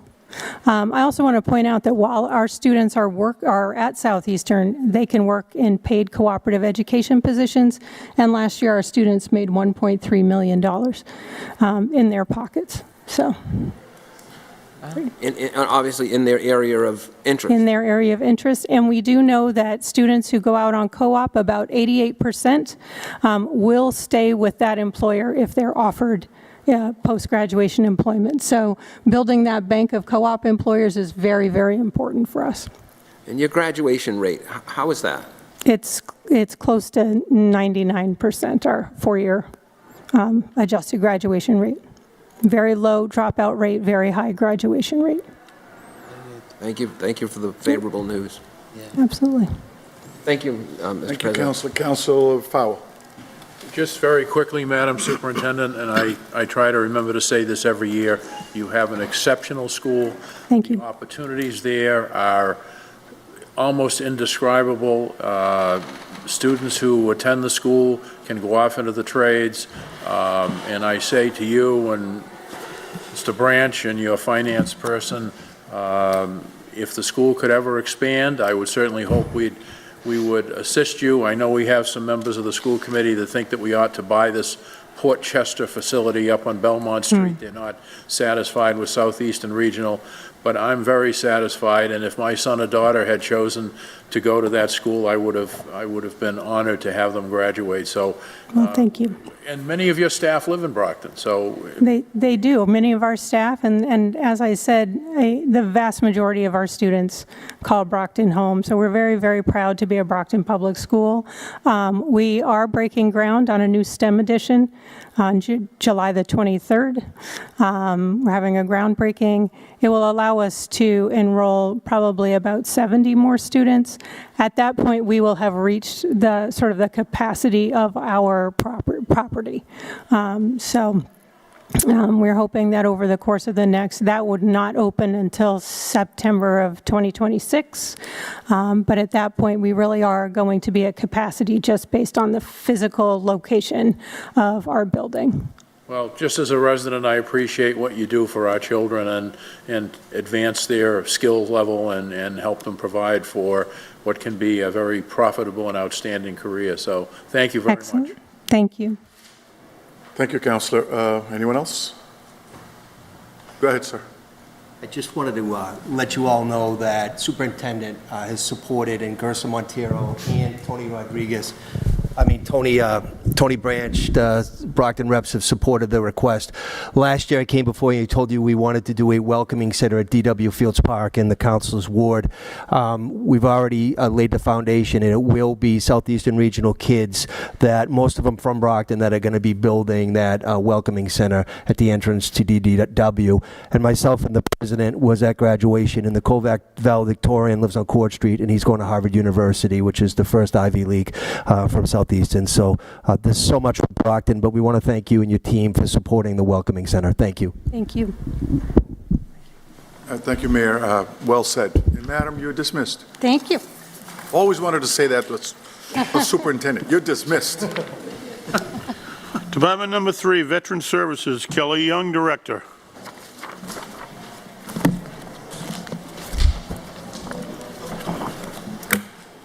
Madam Director, welcome to the show. Good evening, councilors. I don't know who made the agenda, but I appreciate it. I don't know if I'll play the lottery after this. This is a good one for me. I am happy to say that we are doing really well with our goals. The city's property tax work-off program has doubled, and we're hoping to triple it for the coming fiscal year. The banners are a huge hit, and almost all of the ones that we physically have are up, and we're going to maintain that level of new banners for the coming FY. The cemeteries are in really good shape. We had about 50 volunteers come out to take care of 7,000 graves, and that was this past Memorial Day, and I thank everyone who helped us. And a new goal that we're hoping to add is memorials. We're hoping to rehab some memorials. If you go around the city, a lot of people don't realize this, but we have 40 plus signs, parks, monuments, and memorials for veterans around the city. And they're usually pretty small, so you don't notice it, but they change the whole landscape of a corner or a square or a park. So we're hoping to get grant money to take care of that. I'm pretty confident. And then so far this year, we've been able to serve 100 more veterans. I'd say about a third of those, or 100 more veterans and veteran families. About a third are the surviving dependents. And we've increased benefits, like cash benefits brought to the city, whether it's state or federal, about $300,000. And I say all the goals and the accomplishments first because I want to thank the team. There's 4 of us for a city of 100,000 and probably about 4,000 veterans. And so you get to, you're graced with my sparkling personality, probably the most, but CeCe Gomes is in the back with Chewbacca, the service dog, and we also have Jerry and Josue, and we barely keep up with the level of request for the needs of the veterans and their families in the city. And they do an outstanding job. We wouldn't be able to accomplish anything if we weren't such a tight team, because when you have 4 people for such a big city, you can't have a weak link. So I want to thank the team because they're knocking it out of the park. And I also want to thank the rest of the city departments because we don't hang those banners. I would love a bucket truck, but this probably isn't the year to ask Dad for a new car. So we rely on the other departments to do things like take care of those parks, hang the banners. We put in a lot of welfare checks to the police department, the fire department, when we're cleaning up those areas. There's a lot of needles on the ground. Somebody comes and makes sure that's taken care of. So we're a team. Any event we have, the custodians are there. So the whole city is a team, and I think this year especially we can see what happens if someone isn't playing as part of the team. And so I want to thank every city department that made the work we do possible, because we can't do it alone. Our budget it's down a little bit, but we'll be able to keep the services generally the same. We'll see how the year goes. We're going to have to be creative. We put in for some grants already. We have more grants we're going to apply for. But right now, we can, by the skin of our teeth, maintain what we're currently doing and maybe have the opportunity to add something. Can I answer any questions? Councilor Durancourt and then McCastro. Good to see you, Madam Director. It's not really a question, but it's rather a comment. I just want to say publicly that, I commend you and your staff. And although, as small as it is, but since, you take over this position, it has been nothing more than amazing. And obviously, this is something that all of us can agree on. And I think, in the face of what our veterans are dealing with, trauma and you name it, they have it. I think you've been showing not just your willingness, but also your desire to reach out and do an excellent job. And I think that, throughout my time so far, since I started this in 2017, and I think that you've been showing, tremendous work in here. And I think it is something to recognize. And as small as your staff is, but I think you guys deserve all the respect, all the encouragement, to continue doing what you're doing. And I think that, you already know my support for the veterans, and, no matter what you propose, I will always support it. I think our veterans deserve the best. These are the people that took the risk, to protect us, making sure that we can be safe in here. And you take that role accordingly. I just want to say this publicly, Mr. President. Thank you again for your service.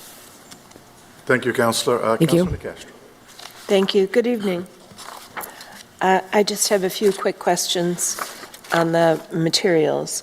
Under objectives on page 419, one of your objectives is to secure financing for the Ames Cemetery. And that was also an objective for FY23 and FY24. So I wanted to ask you, where is that at?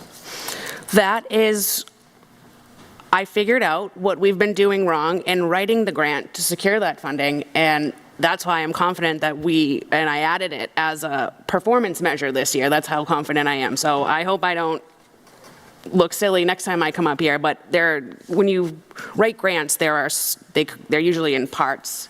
And if you mess up one part, you don't get points for that part, and that can take you out of the running. So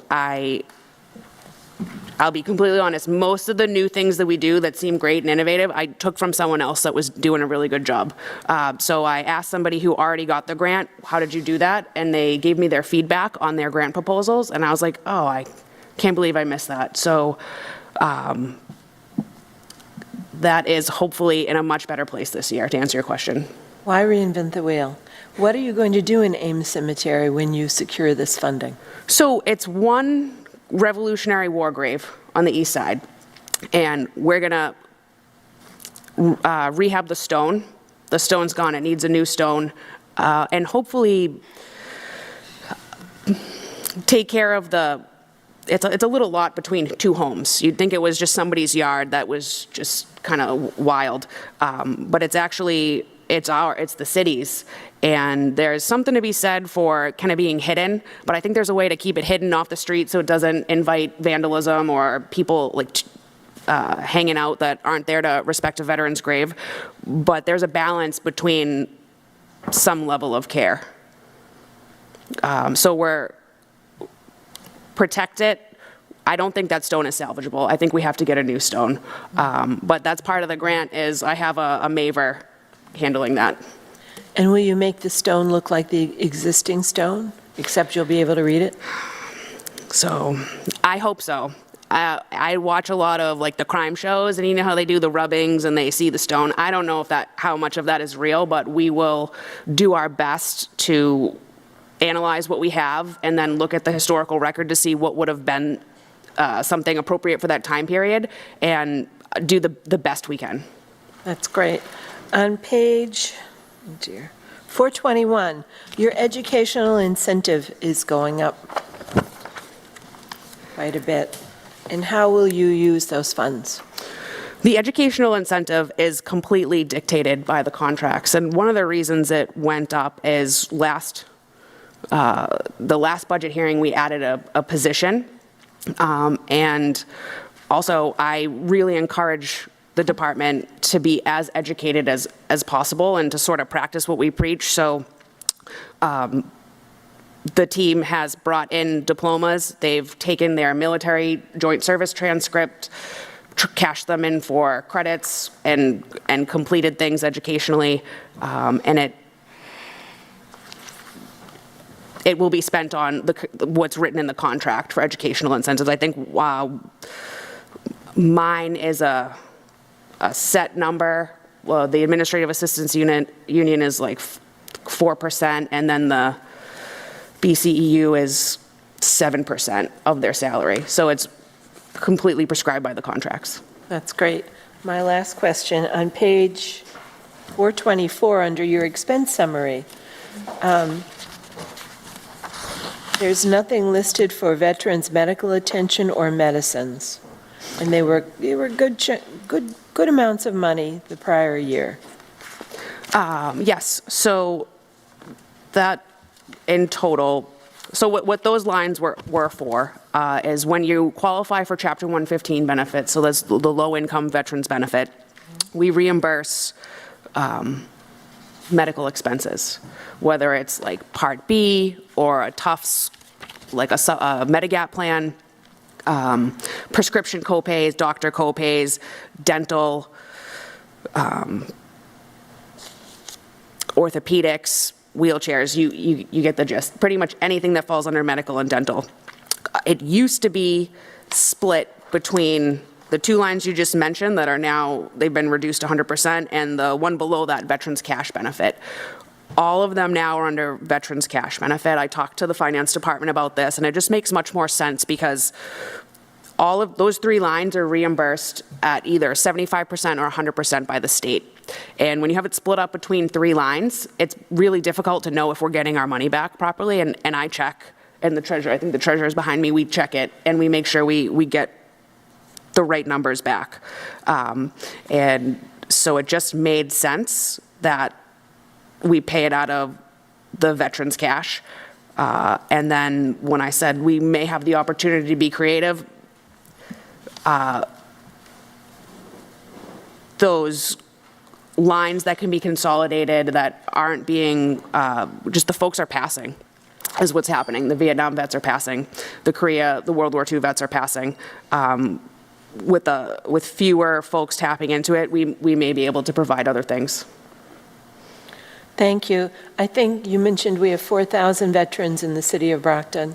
I think they're very fortunate to have you advocating for them and helping them, and we're very fortunate too. Thank you, Kelly. Thank you, Councilor.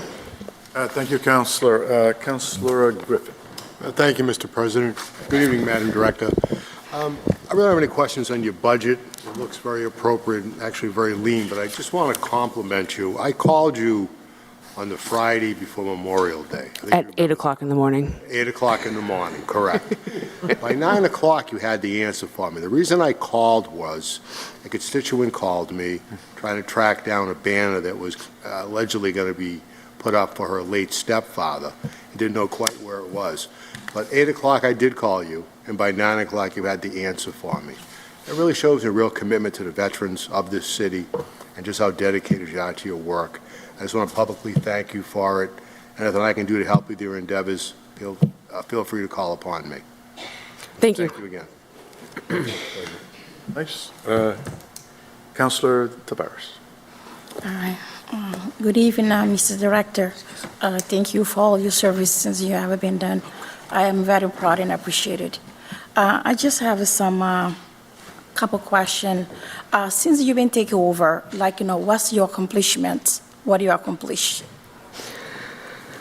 Okay, so I would say what I personally bring to the table, I think the way my vision changed a little bit, and it's less measurable, but I really believe in networking and seeing what the best professional practice is in the area. And we're fortunate in Massachusetts because the VSO job, like the job I hold, is mandatory for every municipality in the state of Massachusetts. Some towns and cities district, so there's one VSO for a few towns, the smaller ones. So I think there are like 350 municipalities. There are about 270 VSOs. So I have 270 colleagues to ask them what they're doing, look at what they're doing, and bring that to Brockton, and not just bring exactly what they're doing, analyze it, what's working, what's not working, how we need to tweak it for our folks.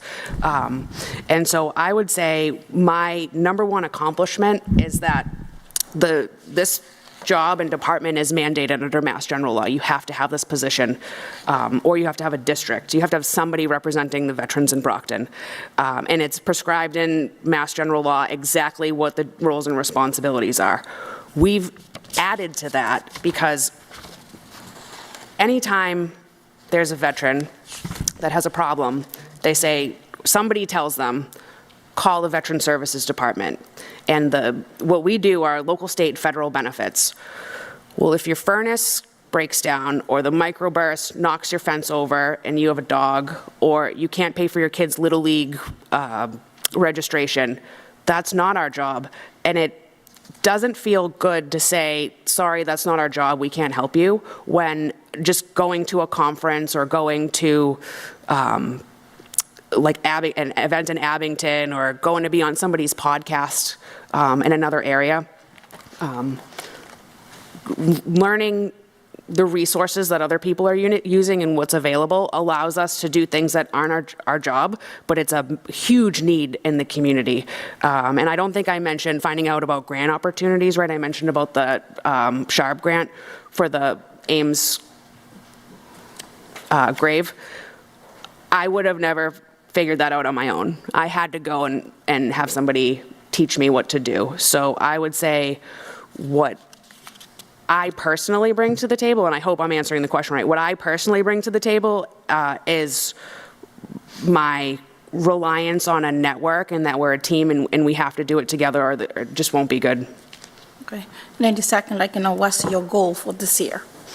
My goal for this year was to not have any layoffs, and we made it. So my new goal for this year is mainly to take the things that are visible in the city and make sure that we can be proud of how they look. Because a lot of the things that we do in the department, I can't tell you about. I can't tell you about people's medical problems. I can't tell you about their deaths. I can't tell you about their mental health. A lot of things are private, and if folks wanted to share them, anytime someone tries to buy me a gift, I say, don't do that. Write a letter to the city council and the mayor. I don't think anybody does it. Let me know if you ever get one. But anytime someone tries to buy me a gift, I tell them to tell you all, because it's private and we can't talk about it. So I think we're doing a really good job at like I said, the mandatory stuff, so the extras, the stuff that's really visible that makes the city, okay, we'll prove that you care about veterans.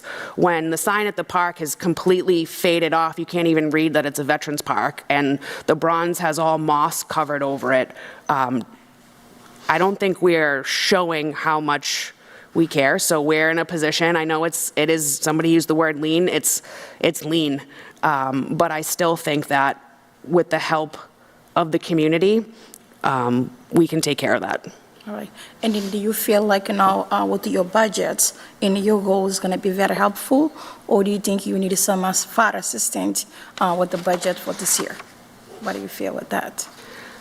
I think I'm really banking on those grants. I talked a lot of smack to Councilor Nicastro, so I'm really banking on some grants.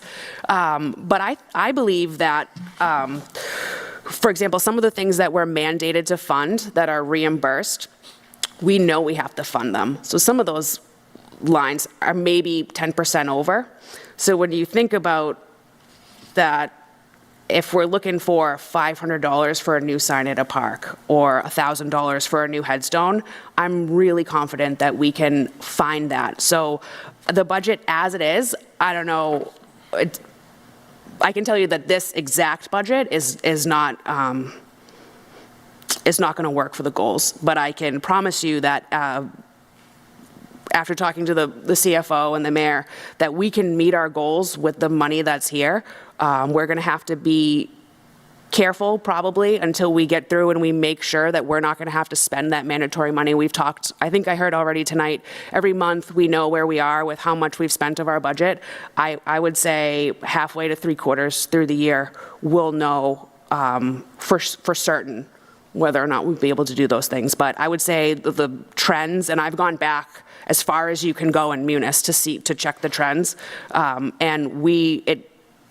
I would be very surprised. We'd have to have like a whole new VA facility built and have to pay benefits to hundreds of new residents to not meet the goals. And I hope you do get it. And then actually the last I've been having a lot of calls about long-term care for veteran. I don't know if you guys does provide or assist in the veteran with that. Can you explain how does this work? How do you guys now work with that? Sure. So that's one of those things that's not exactly our job, but we do make referrals for that. So I can tell you that to get, I don't have my notes in front of me, so what I'm saying is close, but it might not be perfect. So call me tomorrow or have the family call me tomorrow, but you pretty much have to have a 70% VA disability rating to get inpatient, VA care. The soldiers' homes are free. There's a wait list. Chelsea and Holyoke are tough for families to visit, though. So I always recommend the soldiers' homes. They've done a phenomenal job. I know they were struggling for a little bit, but they are amazing now. There's what's called aid and attendance. That's a federal benefit, but there's very specific criteria to meet that. And then if you're a dependent, sometimes Champ VA is better than Mass Health. But I would refer you to someone who specifically deals with health insurance because I'm not a subject matter expert in that. And then depending on what it is, it might be an Old Colony Elder Services referral, or maybe we can keep you in your home if we can get someone in your family paid as caregiver support.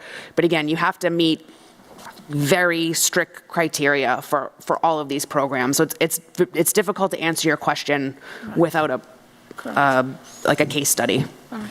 I think you did very well, and I'm very proud, and I hear so much good compliments about you, the way you work, very active, like they said, a woman in charge, and I am very proud. Anything I can assist or help, definitely I'm more than help, and thank you for being here tonight. That's all I have. Thank you. Thank you, Mr. President. Thank you, Councilor. Councilor Minichiello. Good evening. How are you? Doing well, thanks. How are you, Councilor? Very well, very well. I just want to tell you that I have no problems with your budget whatsoever. Similar to Councilor Griffin, you are so accessible and so generous with regard to your efforts. the job for you obviously does not end at 9 to 5. Without going into any detail, I've had some firsthand knowledge and worked with you as well as other people from your office, in particular Jerry, and you all, there's hours that you put in that certainly are not allocated here. And I just want to say that we are very fortunate to have you and your staff. And I'll end it with that. Thank you, Counselor. I like to think we're a good deal. An excellent deal. Thank you, Mr. President. Counselor, her head is already big as it is. Don't sit here and pump some more things into her head. Mr. Clerk. As I know you're a Navy man. You and a counselor over there, the Navy men. Hey, got to speak up. Go ahead, sir. Just to comment on what Kelly had to say when she got here, just so the public knows and the department heads, based on the direction of the council president, I make the agenda. And I will tell you that the reason Kelly was at the front is she's been on her active 2 weeks duty and originally was going to be driving after tonight's meeting back to Fort Drum, New York, which I don't know if anybody's been up there. It's a couple of days to get there, so that's why she was so early in the night, and I thank you personally for your service, so thank you. Thank you, Mr. Well, Chairman. see, if you were in the Navy, you could have taken the boat. Thank you, madam, for your service. Thank you. Thank you, City Council. Thank everyone for all the support. There's a lot of things we couldn't do without you. You're on the team as well. I appreciate it. Thank you. Department number 4, Fire, Brian Nardelli, Fire Chief. Councilors, just a quick reminder that we are now at almost 2 hours, and we've gotten 17% of our agenda done. So keep that in mind. That tomorrow morning sounds like today. Welcome. Good evening, Mr. Chair. Good evening, councilors. Thank you very much for having me. If you just let me indulge for a minute just to go over a couple things that are going on in the department and some of our accomplishments, what we're looking to do in the coming year. First and foremost, I'd like to thank publicly the members of the Brockton Fire Department and the hard work they put forward every day and every night and every weekend and every holiday and every rainstorm and every snowstorm when they're out there protecting the lives of the residents of the city. I have the great opportunity to lead what I feel is the greatest bunch of men and women in the fire service, and they're amazing. What I have an opportunity to watch every day really amazes me, and I hope the residents understand what a top-notch group of people they have protecting them. I'd like to thank, obviously, the mayor and the CFO. Obviously, we all knew that this was a different year, and I set out at the beginning to talk to the mayor and the CFO about what the goals were, what we really needed to accomplish, and where we could help with that tightening, but where we're going to be in some no-go places. And they really worked with me to accomplish those goals, so I appreciate that. I really want to thank Suzanne and Laureen and Melanie that work in my office. They are the crux of the financial component of everything that goes on every day, and they make it work. They keep me in line when I want to spend this and spend that, and they point me in the right direction. So I can't thank them enough for what they do every single day. This year has been interesting, as usual. Made some major repairs in some of the firehouses, especially the Campello Firehouse down the south side. Plymouth County Sheriff's Department assisted us great with some painting, some work that they do through the Sheriff's Department, and they're there every day, and they really, for a firehouse that was built at the turn of the century, they were able to really make it in a livable environment, which is really nice. As a lot of you know, we put the heavy rescue online last year, and we were able to get back to 10 pieces of apparatus operating in the city.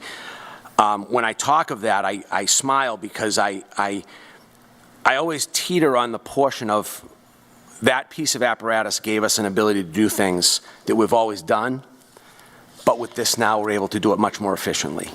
We're able to search the fire building, the floor above the fire, much quicker than we were in the past. And that's evident in some of the things that I'm going to discuss with you.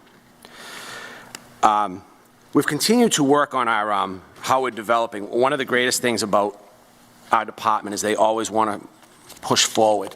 I have innovators in my department that I'm able to lean on every day, just to look at some of the things we're doing, working under the United Laboratories and National Institutes of Standards Technologies, the UL and NIST studies that have been done, and what's burning in your home now is not what was burning in your grandparents' home that many years ago. And being able to make some very good purchases to be able to forge the department forward, which not everyone has had, not other fire departments have had that opportunity, so that's been working very well. Civil service we've talked about. I know all of you, we do our open house every year to try to recruit candidates. When I first took over 3 years ago, our numbers were down significantly.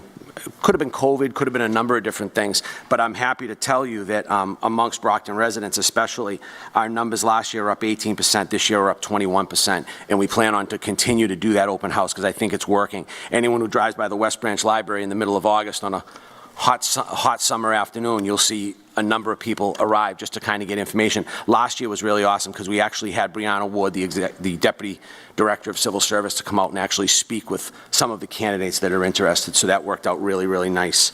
As you know, a couple years ago, we purchased 3 new pieces of fire apparatus that, to say now we got a good deal on is really a good deal. What the cost of a fire truck is now compared to what it was 2 years ago is night and day. So with the help of the CFO and putting together the ability to bond that money out, we really, I think we got in ahead of the curve, because it's very difficult to not only buy fire apparatus right now, it's like 4 years to get a piece of fire apparatus, first of all. Second of all, the prices have quadrupled since then, depending on what you're purchasing. So we'll be taking delivery of the new Squad A, new Ladder 2, and new Ladder 4 this summer. I'm traveling out to Appleton, Wisconsin next week to do our final inspections on the last 2 pieces of fire apparatus. One of the things we put in last year that was really phenomenal, we were able to do the cancer screenings for our membership. That worked out phenomenally. Obviously, due to HIPAA regulations, I don't see the results, the candidates see the results, but I think there were things found that we were able to catch early, and that not only is a life thing for my firefighters that I, for 27 years, have lived with every day and are like brothers and sisters to me, but it's also would be long-term great savings for the city catching some sort of devastating cancer early. One thing that was nice that we were able to do this year that was not one of my goals going into this year, but we were able to work some deals with some of the vendors. We were able to buy thermal imaging cameras for every riding position on every piece of fire apparatus.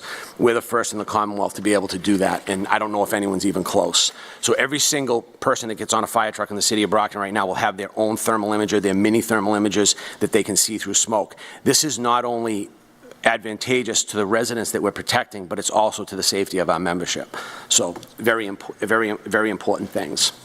I can't talk enough about Deputy Chief Albanese and what he's done with grants. He's saved this sunny city hundreds of millions of dollars over the years in what he's been able to produce in writing grants for the Brockton Fire Department. We're currently, last year we got an assistance to firefighter grant through FEMA that we basically got over $500,000 to put new portable mobile radios into every piece of fire apparatus. This year we have one out for portable radios that will go in everyone's coats that we've been successful with in the past as well, but the technology has changed and it's time to move on. The SAFER grant is working greatly. Some of you know last year you allowed me to accept the SAFER grant for 16 positions for 3 years without any cost to the city, and I'm going to talk about why that is so important in a couple of minutes. SAFE grant, where we have our SAFE officer, Elvis Lopes, goes out to the schools and to the seniors throughout the entire year. And I think getting children early to understand fire safety is very important. This was something that we didn't have when I was a child in school, and I think it really does make a difference with some of these young kids. AFG grant we received this year, another assistance firefighter grant, was for technical rescue training. And this goes along with the heavy rescue and some of the stuff that makes that piece of apparatus so important. We were able to offer out, though, with this grant, trench rescue training to every single member of our department if they wanted it. That was huge when you see what's going on for construction in this city and everywhere, we're really trying to verge into that, and we've become pretty much a leader on the South Shore when it comes to this, if not the eastern part of the state and a lot of New England. Goals coming into the next year, some of our, I've talked to Troy about it, and last year we did have a plan in place to buy some new technology software, working with Ted Medeiros in IT to work on new software that's beginning to age on our records keeping system. And First Due is something that we've really been looking at. I've talked to Troy about doing that moving into this next year. The diversity of our workforce is increasing every day with males and females, and if you look back 30 years ago, that was not the case in the fire service. It was a male-dominated industry, and bathrooms really weren't a big deal. Everybody had the same bathroom, right? Now that's a whole different animal, and we're looking for capital expenditures moving forward to try to change some of that at some of the more antiquated stations we have throughout the city. Continue work on some of the roofs. We've replaced 2 in the last 2 years. One of the ones in Campello was quite daunting at times. We're beginning to also, at this point, some of our equipment for our rescue task force stuff for active shooter events is actually also beginning to wane. One of the most important things I want to talk to you about before, obviously, I take any questions, is the fact that, and I know I said this last year too, we have not had a fire death in the city of Brockton in the last 4 years. That's great. Deputy Chief Edward Williams does an unbelievable job with his ability in fire prevention, but he's been in that job a long time and is built with that job, and he really gets the word out there. He works very well with the building department. But the most important thing when we look at the big picture with these no fire deaths in the last 4 years is the fact that our number of fires have gone up by over 20% in the last 5 years. In saying that, we've made 17 rescues, dynamic rescues, whether over ground ladders or out through the building, in the last 3 years. What that tells you is we are putting firefighters on the fire ground faster and more of them at one time, meaning the mayor and the CFO's commitment to staffing has worked. When I first took over, we were able to put 9 new positions into place. Then along with that SAFER grant, 16 more. That has now been able to put our heavy rescue in service, and we've been able to operate much more efficiently. So when you think about that, fires have increased. I talked earlier about the intensity of fires a little bit earlier and the importance of how we have to change our dynamics and how we fight those fires. So we're doing that. We're putting more bodies on the fire ground, and I think if you could put a hashtag out there, I guess as my kids would say on the Twitter thing, staffing matters. Firefighters matter, and they're the ones. And I know we're getting some beautiful new fire apparatus coming in here, but at the end of the day, it's the brave men and women of the Brockton Fire Department that have to enter those environments, put the fire out, and save lives. I think it's imperative to just end with, if you look up in the Mass General laws what the job of the fire service is, it is to protect and save life and reduce conflagration hazards. And I think right now with the staffing components that we've put in place, we are really at a very good place in the Brockton Fire Department with that. I'd be more than happy to take any questions that any of you may have. Thank you, Chief.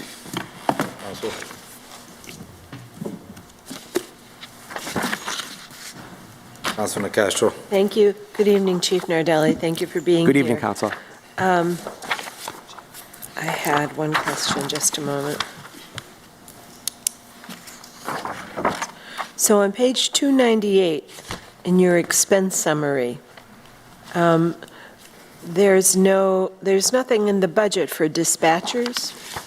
Correct. So Where did the dispatchers go? they're still there, Councilor.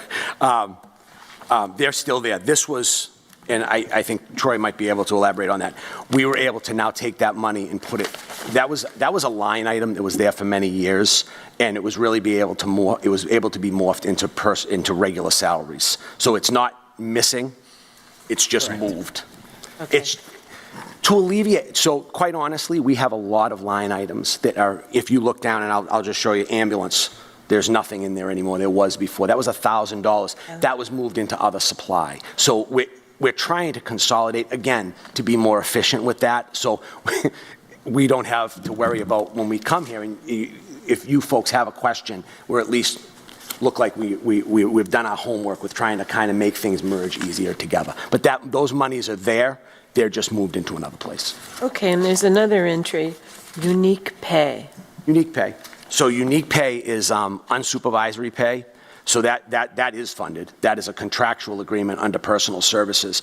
That is a contractual agreement for firefighters when they're operating without any supervision, a firefighter rank. So this is not pay that is received by lieutenants, captains, deputy chiefs, or chief of department. Okay. And there's nothing in your current budget for electricity? So, talking to Troy, and I know he spoke earlier in regards to this under the mayor's budget, we are coming under those new credits for alternative energy. So where we had electricity last year, that will go towards the credits that will come out of the alternative energy. Okay. And I see there's nothing for telephone either. Telephone is another one. That is one that had been in our budget for a long time, but it was being paid by IT. What you will see in there, though, is communication services. I think it's maybe not exactly communication services. It's probably 2 below that. Yes, yes, it communication is. services, yes. That's for our cell phones and things of that nature that we do pay for. For the administrative staff, the cell phones that are on the fire apparatus and things of that nature. Thank you very much. You're welcome. Thank you, Mr. Chair. Thank you, Councilor Castro. Councilor Farwell. Before I just ask one question, I want to have my colleagues take a look at the pages beginning on 291 and then going forward. That's the way you put together a budget. That's what you do when you want people to know the information that's important to make decisions. That's what you do when you know that this is going to be posted on the city website, and it gives you an organizational chart. It gives you every single department member, their base salary, their rank, longevity, educational incentive.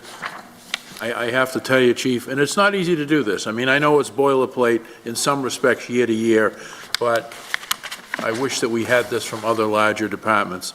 So Thank you, my only Counselor. question to you is, will this budget, even though you've taken a hit, allow you to keep up with replacements for those who retire or, heaven forbid, have to be out on leave on disability? Or Yes, Counselor, it will.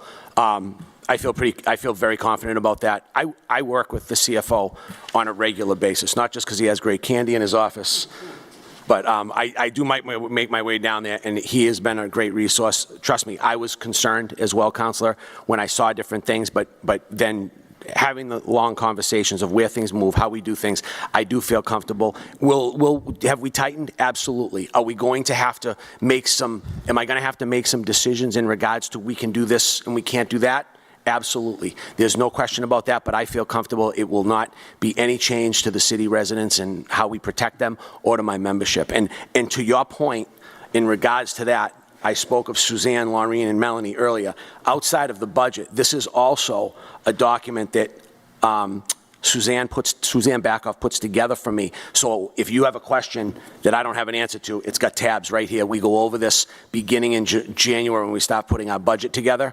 So it's a quick access for me when I'm here. So again, this is the work that, to your point, and I thank you for that this is a team effort. Everything in the fire service is done as a team.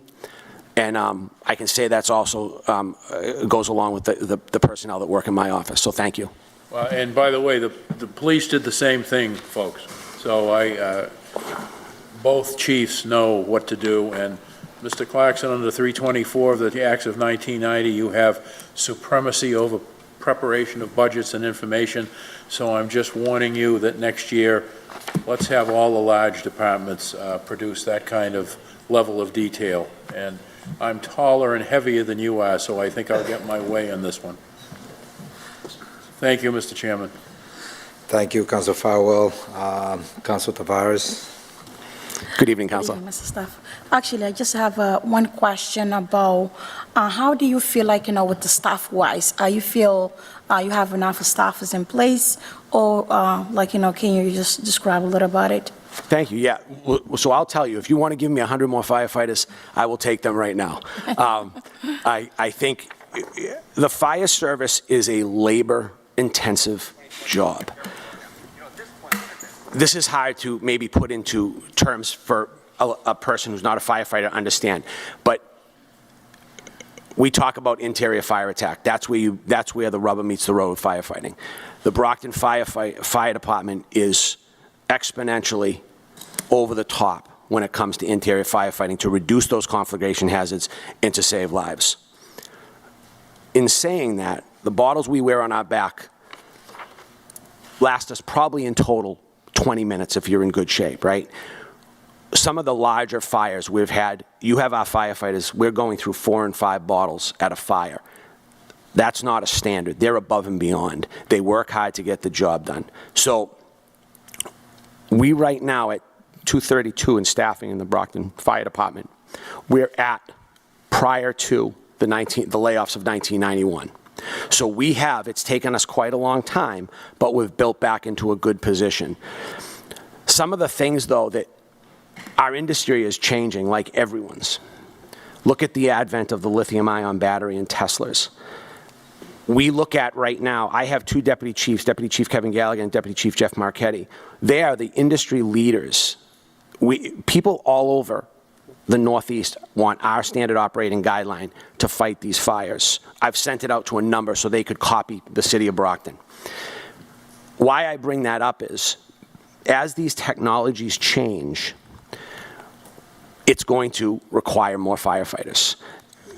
Unfortunately, we're in a position where technology is outpacing safety, and that falls on the backs of the firefighters that are in your communities to protect you. So do I feel like we're in great shape? Absolutely, and that's because of the work we've been able to do through you folks as well as the mayor and the CFO. But obviously, we'll always take more. But thank you, Councilor. All right, actually, that's the last question. In a second, I'm just going to give it to you. What I can put this way, like, you know, the way you are present today, you introduce everything else, and then you develop, and then you do all the conclusion. Very well presented, and then well understood. And I hope, I don't see like I have any question or confusion. Like I said, well done. I hope we can, you know, satisfy and help you with all your, whatever you asked or request for. Thank you so much, but I totally appreciated the way you are very confidential and do this presentation. Look like you know exactly like you know what you're talking about. Very confidential and strong and very powerful, and with all definition, very clear and transparency. I like that and I appreciate it. Thank you, Councilor. I don't know if I could talk about the building department or any other department, but I'll talk about firefighting stuff all you want. Thank you, though. You did well done. Thank you, Councilor. Real quick, just to that point, too, in the overtime category, our overtime has stayed the same over the last number of years. So I think, and I've come to you in the wintertime each year to move money in my budget to move into overtime. So I do expect to do that in full transparency this year, to have to do that. I've worked with the CFO in the past to find where we can pull from to do that. So I do intend on probably coming to you after the first of the calendar year to move that money, because it will have depleted more than likely by then. Councilor Dencourt. Excellent. Chief, it's good to see you, man. Nice to see you, Councilor. How do I put this? I mean, obviously, this is the city of Brockton, right? So, very diverse. I mean, obviously, the city of Brockton has always been diverse. Now we're talking about the different types of, you know, diversity. Now you got the Haitian and Cape Verdean. So, to go straight to the point, in terms of diversity, how diverse is your departments? I can tell you this. Over the years, it has not been. We have done great work, I think, in the last 4 to 5 years in changing that. I don't have a percentage on hand to tell you, but what I can tell you is that last year we had our first minority-majority drill school. 16 of the firefighters that were hired were either females or Haitian, Cape Verdean, or some other non-white individual. So we are getting that way. I will be coming to you in the next, probably within the next few weeks, to fill 2 vacancy positions that are both minorities as well. I think I came before this council back right after I had been promoted to chief, and a councilor at the time brought me in a resolve to talk about how diversity, and I was here with Chief Gomes at the same time. And we discussed that, and it has been a push of mine to diversify the department, not only with race, but also with male versus female. I think we've really done a tremendous job in the past 3 years to try to get there. Civil service is finicky. You know, you have to take the people on the list. What is great about civil service, though, is residents get preference. As the dynamic of the city changes and the population of the city changes, to your point, Councilor, so will the fire department, and so will the different languages in the fire department, the different ethnicities in the fire department, and I think we're seeing that on full display right now.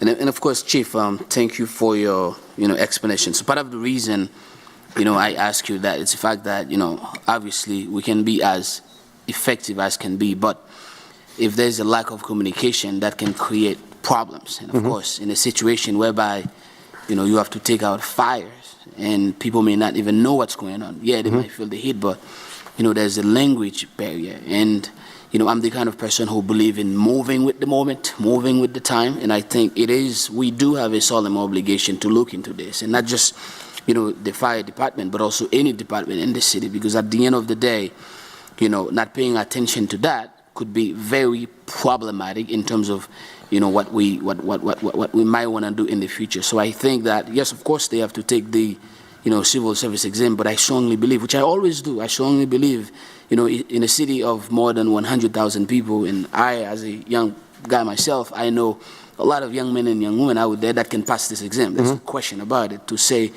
they can't, that would be like, a lie. But at the end of the day, how deep your department go in terms of like recruiting this, in terms of like find these people. I know you have some cadets recently. I forgot what it was. I think there was an event at the Catholic Church on Main Street. I think I forgot the name of it. I saw some cadets there, some young kids. Either they were in training or they were about to be in training. They were like dressing. They may have been in training at the time. Probably. Yeah. So it was great to see. It's a lot of young people. I'm assuming most of them from Brockton and stuff like that. So for me personally, I strongly believe in, giving, the Brockton kids, if I may, an opportunity, to be firefighters, to be police officers. And at the end of the day, we do have, some of the most qualified, people in here. Obviously, they may not know by virtue of coming from outside of this country, but they do have the ability to do it. And I spoke with some of them who, expressed their desire to serve. So part of the reason I ask how diverse it is, I think if we look deep, we will find it. And I think in the past, obviously, Chief Gomes, him and I had a very good relationship in terms of, what he believed the fire department can be. You said it earlier, 30 years ago, this is not what we have right now. And I think, under Mayor Bill Carpenter and, of course, Mayor Sullivan, we have had some improvement. But I think there's always opportunity, to do better than that. And I hope that, we look into this and hopefully, in the next, 5 or 10 years, the Brockton Fire Department will reflect the community that we are serving. I'm not saying we are not, but I would like to see, some of, our people here, reflecting in this. And that's part of the reason I asked you that question. And I would appreciate that number too, in terms of the percentage of diverse people and as opposed to, different group of people. That I would like to get from you. I can assure you, we have a number of bilingual individuals on pieces of apparatus throughout the city. So I can assure you there are translations going on calls all the time. If you go back to the open house we started with civil service a few years ago, it was shortly after I had taken over, we did that because I'm a true believer in civil service. I think, and what I love about civil service is it's city jobs for city kids.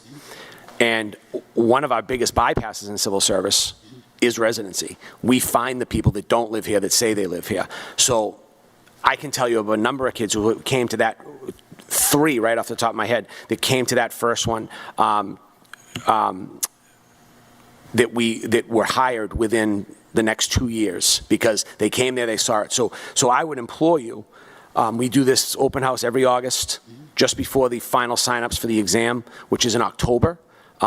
If you have any questions, send them my way. I will be more than happy to have them come in the office. I just had a young gentleman come the other day that we talked about. We talked about how to take the test, what to do. Sometimes people just don't know, and that's part of it too.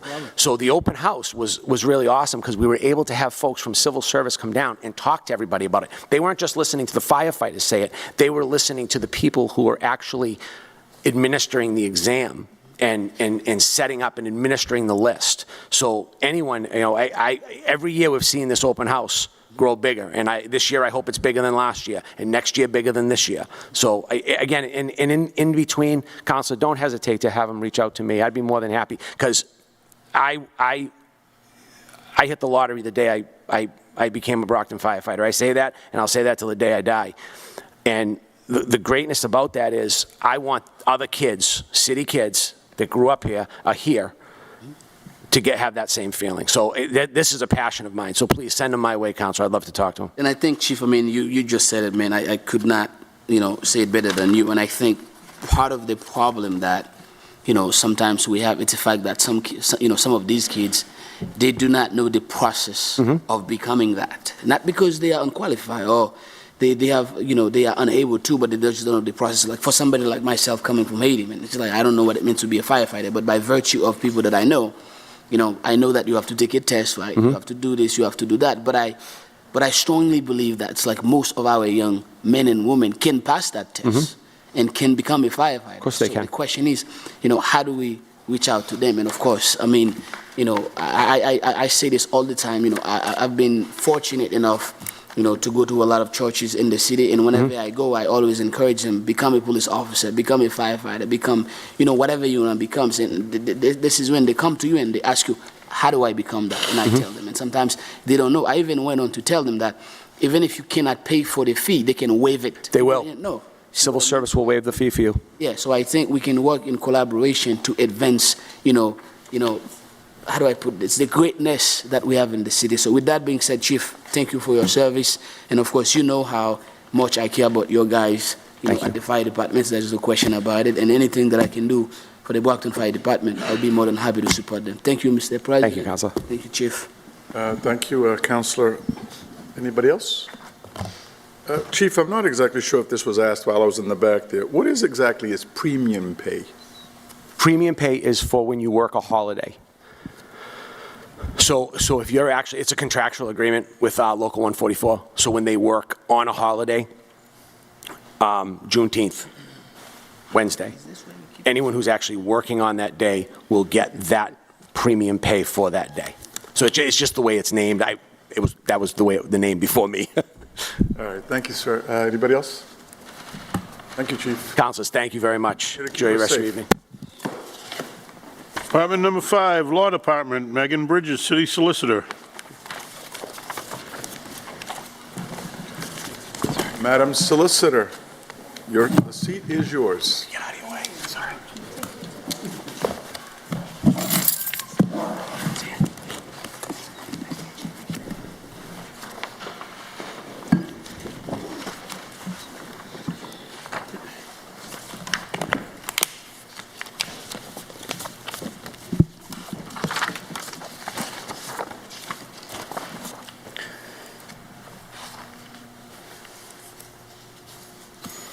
Thank you. The chief is always a tough act to follow, so I'm just gonna put that right out there, and I'm gonna keep it short. Got to get some sirens for your office. Good evening, Mr. President, members of the council, Mr. Clerk, and to the public watching at home and those here. It's an honor to be here tonight to present the budget of the Law Department to you all. This year has brought challenges unlike any other that I've professionally experienced. Nonetheless, the city and its departments, including the Law Department, have persevered and risen to the occasion. It would be a mistake to begin my presentation without thanking all the members of my team. They're indispensable city employees who come to work every day and, as a certain football coach says, get the job done. The absence of these folks would produce a tremendous shortfall for the city. You may know some of them you may not, and we've had a transition, so this is an excellent time to publicly thank them for collectively and individually providing the support and the hard work they do to defend the city. Karen Fisher is the Senior Assistant City Solicitor. Aileen Wax, Kayla Vinchowskis, Stacy Klein-Verde, and Zach Lendhart are our attorneys. Allison Cogliano recently moved to the Cape and departed, and she's a municipal lawyer for Barnstable now, but she also deserves a thank you for her service to the city. And our support staff is comprised of Michelle Yaffe, Cynthia Oliver, Austin Batista, and Sylvia Carvalho is the executive assistant in the license department. As you all know, or may know, the law department took on an unexpectedly much larger role in BPS matters this fiscal year. And essentially, we've taken on another client in working with and on behalf of BPS. Traditionally, the law department has had very little engagement in terms of legal engagement with Brockton Public Schools. And we're pleased to extend the law department to BPS to provide legal services necessary. And we need to maintain our current staffing proposed levels in order to do so. With these opening remarks, I'll provide a bit more about what we do and then open it up for questions. I've spoken with all of you many times over the course of your service as a counselor and mine in the role of a solicitor. And many of you are familiar with what the law department does. We work for the city of Brockton's government, including the mayor's office, the city council. We work with legislative council frequently and on specific requests from all of you, city boards and commissions, and any other city department or agency. We offer advice on legal issues related to the work of the city, and we don't provide general advice to the public. We defend the city in personal injury and torts matters, civil rights, employment law, voting rights, contracts, property damage. We work in federal courts, state courts, administrative courts, and we handle approximately 1,000 matters every calendar year. Our experience and high standards let us achieve positive outcomes. Briefly, we provide general legal services. We defend the city in claims. We always try to resolve things. I come from that particular perspective of resolution, but if we can't, we will defend the city as necessary. We work with the Treasurer's office and outside counsel and tax titles. We offer legal advice to the schools, not so much in special education law or student discipline. They have their own lawyers. We work with both police and fire on everything from civil rights to the civil service that you heard Chief Nardelli talk about. Our office handles, along with the finance office, the city's entirety of collective bargaining, from everything from sitting at the table to figuring out the proposals. And lastly, we provide public records responses. We provide training on open meeting law.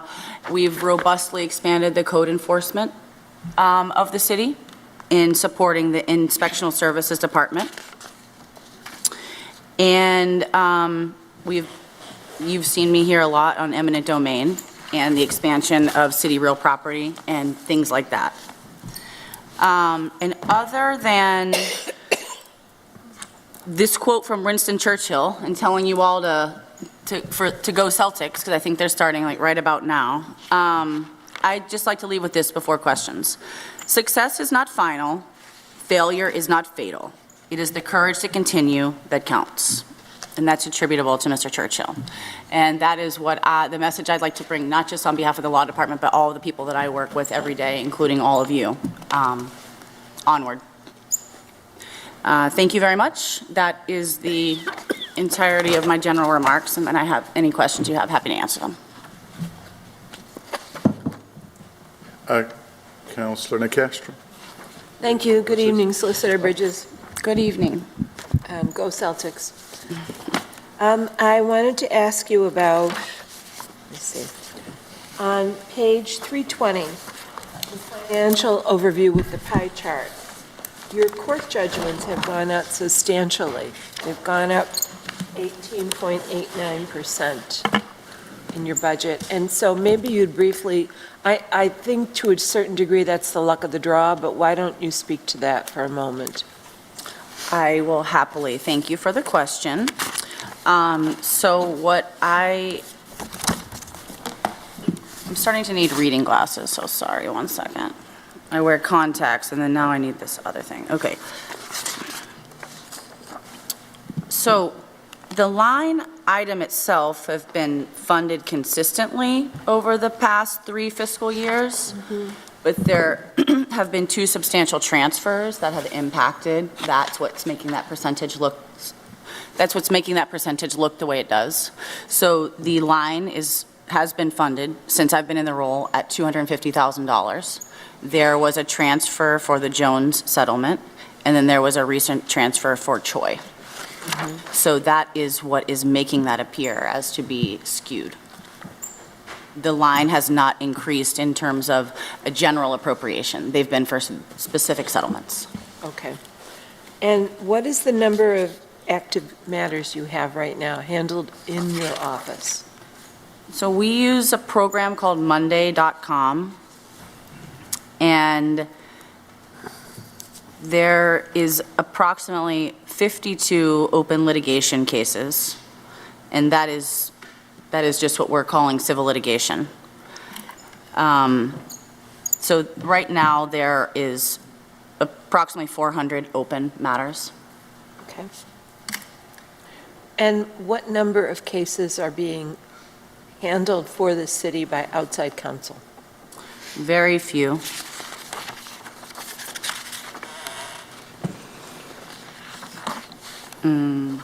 Less than 6. Good. Thank you. Thank you, Mr. Chair. Thank you, Councilman Minicello. Good evening, how are you? Good evening. Good, thank you. 2 brief questions. With respect to the positions, the vacant Assistant City Solicitor and Public Records Access Officer proposed, so those, where are those, I guess, in your budget in terms of filling those positions? Are you looking to add or replace the vacant solicitor position with the proposed Public Records Access Officer where there's nothing there? Is that not going to be funded, or? So, thank you for the question. I would ideally love to be able to onboard a Public Records Access Officer and not have to dedicate an attorney to that task. But when we were asked to look at our budgets and make cuts, I offered the Public Records Access Officer to be unfunded, taking one for the team in, the literal regard. I'd love to have the job filled, but I'm also realizing the state we're in. And in terms of the vacancy on the assistant, I would absolutely love to hire a person, and frankly, I think the office needs a person. I have someone going out on maternity leave very soon, but I didn't want to, the position is posted currently. I did not want to hire it before this critical point in time, and then potentially have to lay someone off. Okay. So we do need it filled, or I will have to outsource some of the work. Those 2 things both can't be true at the same time, to leave it vacant and not outsource it. And we will make do without the Records Access Officer for this year. Okay. And I guess, like everything else, in terms of people's personal budgets, insurance, so it looks like workers' comp is going up by 8.8% and property insurance 18.8%. Yes, Councilor Minicello, the main sources of increase for this budget, I would consider wholly outside of my control. We have an excellent relationship with an insurance agent, and we work directly with the vice president of the agency. They do their due diligence and shopping for us. We have insurance coverage, not for all of city operations, but certainly for automobiles, and that is the biggest driver of an increase every year. We have property coverage, so if there were a fire at a garage, for example. And the workers' comp program, we cannot predict when folks are going to have injuries at work, but we have contractual obligations to pay them. And then some injuries are more extensive than others. And so some require surgeries, folks are out for longer. But that isn't money that we really have discretion over spending unless we choose not to renew insurance policies. Are we self-insured on workman's comp, on workers' compensation? Or On workers' well, I'll defer to Troy, but for general liability, we are self-insured. Okay. Thank you very much. Anyone else? Thank you, Madam Solicitor. Thank you very much, appreciate it. Thank you. Thank you. I think you might want to stay there because... Quick one. So he's okay. Department number 6 is License Commission, Jeffrey Chanel, chairperson.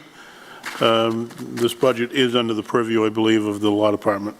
They are, of course, they are their own board, policy-making board, the License Commission, but Sylvia Carvalho and the executive assistant to the commission does fall under the Law Department. So I was personally involved with the chairman and Sylvia, and of course, the mayor and Troy, and the budget was level funded and then trimmed every possible place. So we zeroed out a couple lines.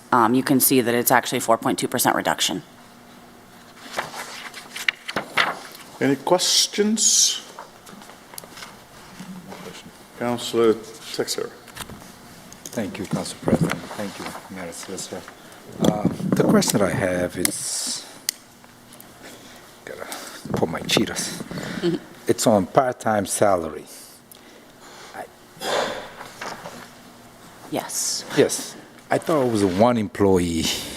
It is. Those funds are used to pay the commission members now that they are funded. The line, you're absolutely correct. The full-time salaries is the single employee of the department. Yeah, but the commission, they get $1,200 a yearly. It's all on page 223. If you go back on 223,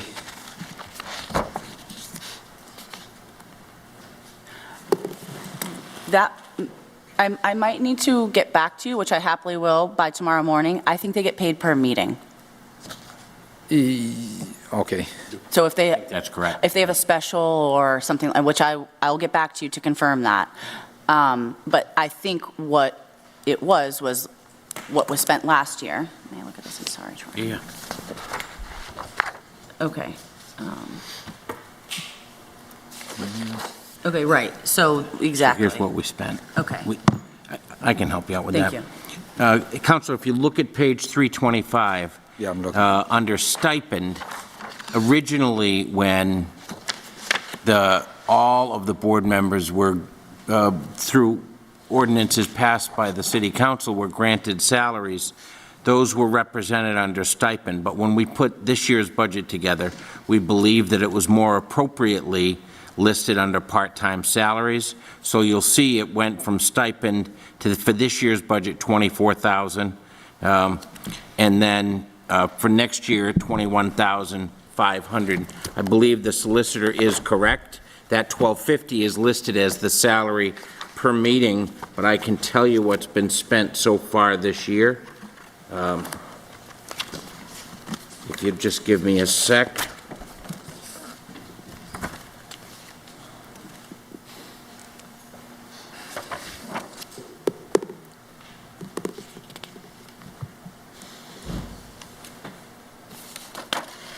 There's been $19,100 spent so far this year. So I would suggest to you that the $21,500 is an appropriate number. It's an appropriate. And it's just one person in there. Okay, thank you. Thank you, President. Thank you. Anyone else? Council Fowle? Just to Mr. Clarkson, I would recheck that, because I think I wrote the ordinance on compensating boards and commissions, and I think because they were their independent authority and we didn't clear it with the solicitor, I don't think we included them at $200 a meeting. And the chair would get $300 a meeting, if that were true, because that's consistent with what we do with conservation and planning and others. So I would definitely cross. Okay, we'll check on that for you and let you know tomorrow night. We're good? Thank you. Thank you. Thank you, madam. Thank you. Go ahead, sir. Department 7, Elections, Cynthia Scrivani, Executive Director.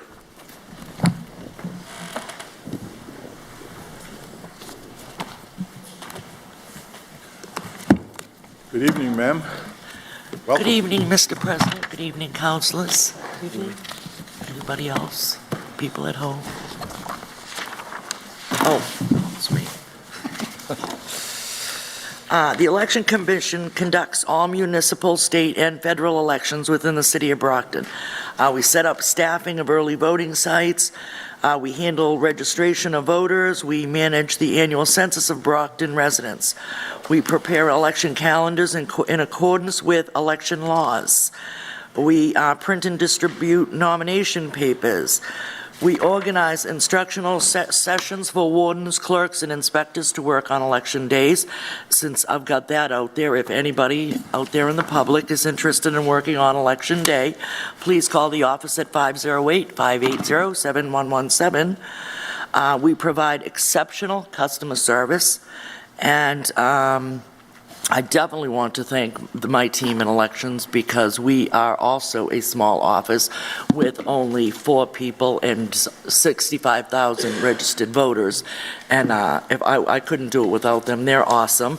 And I want to reiterate what Kelly said about all of us working together, because we also use the custodians, we use building, we use public safety. So we do, it's teamwork, all about teamwork.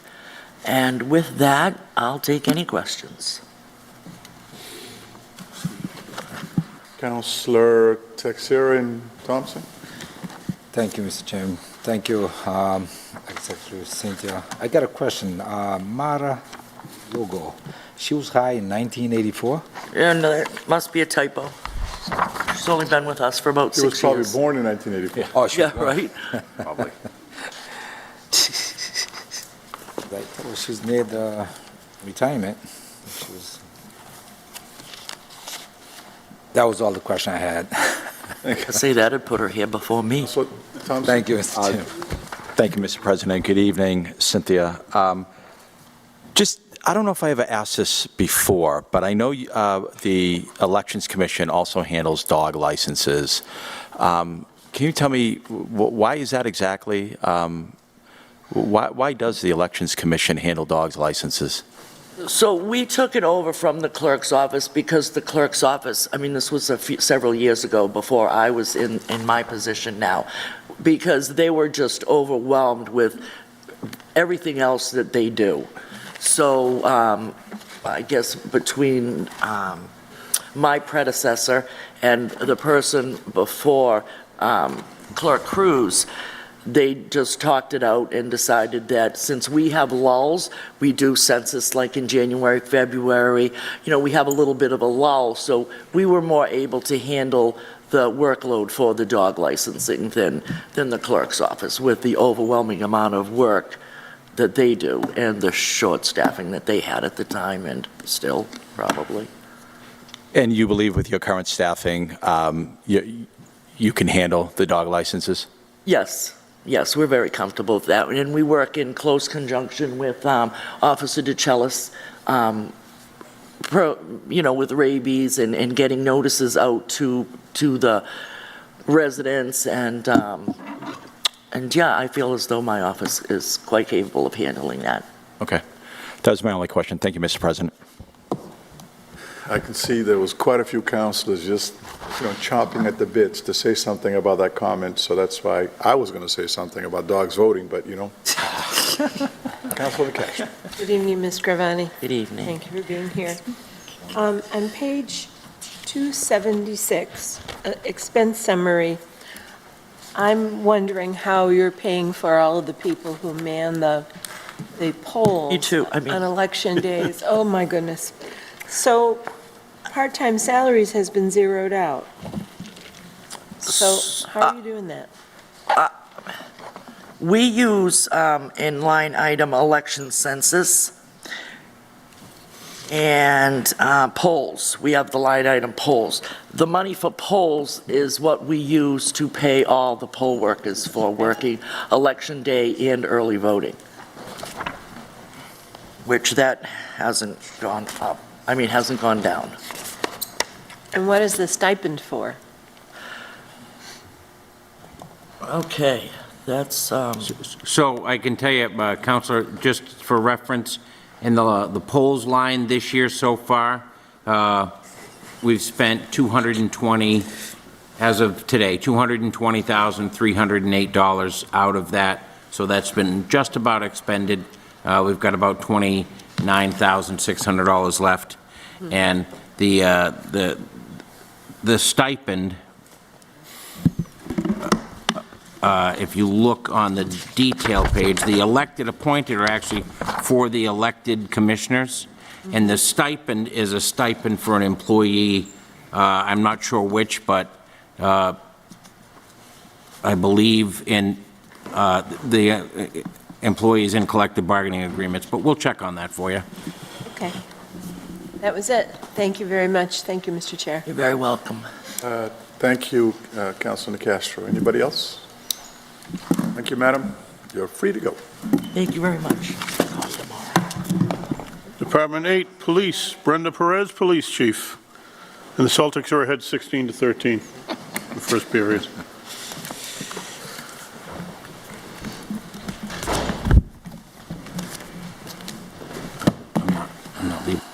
Madam Chief, welcome. Just going to grab a water. Mike's yours.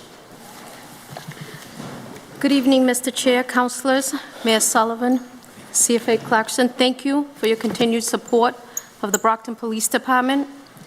Thank you to all our employees, our officers, our 911 call takers, our admin staff, and our cadets for their hard work and dedication to the department, the city, and its residents. I'd like to take a few moments to provide a quick overview of our department. In 2023, our officers answered approximately 99,000 calls for service. Approximately 80,000 of those were 911 emergency calls.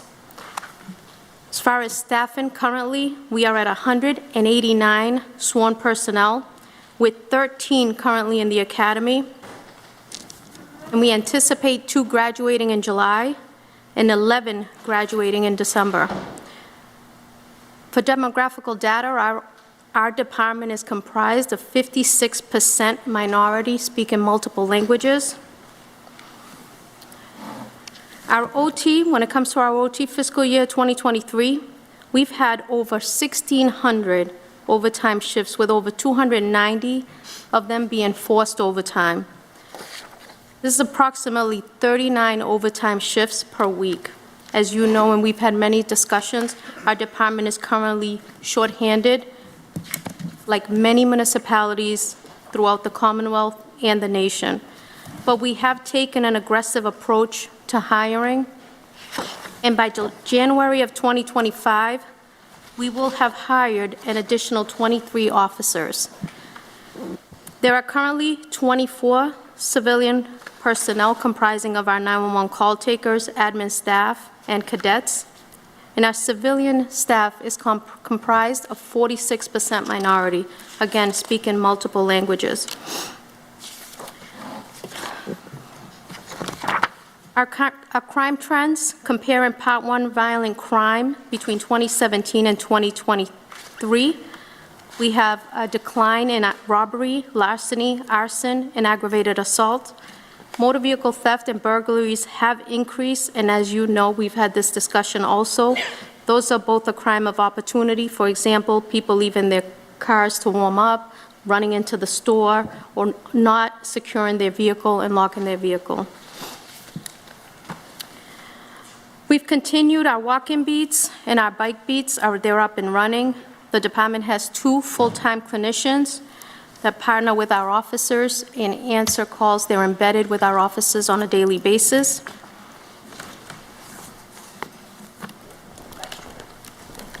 Since its inception 3 years ago, our cadet program has been an incredible addition to our police family.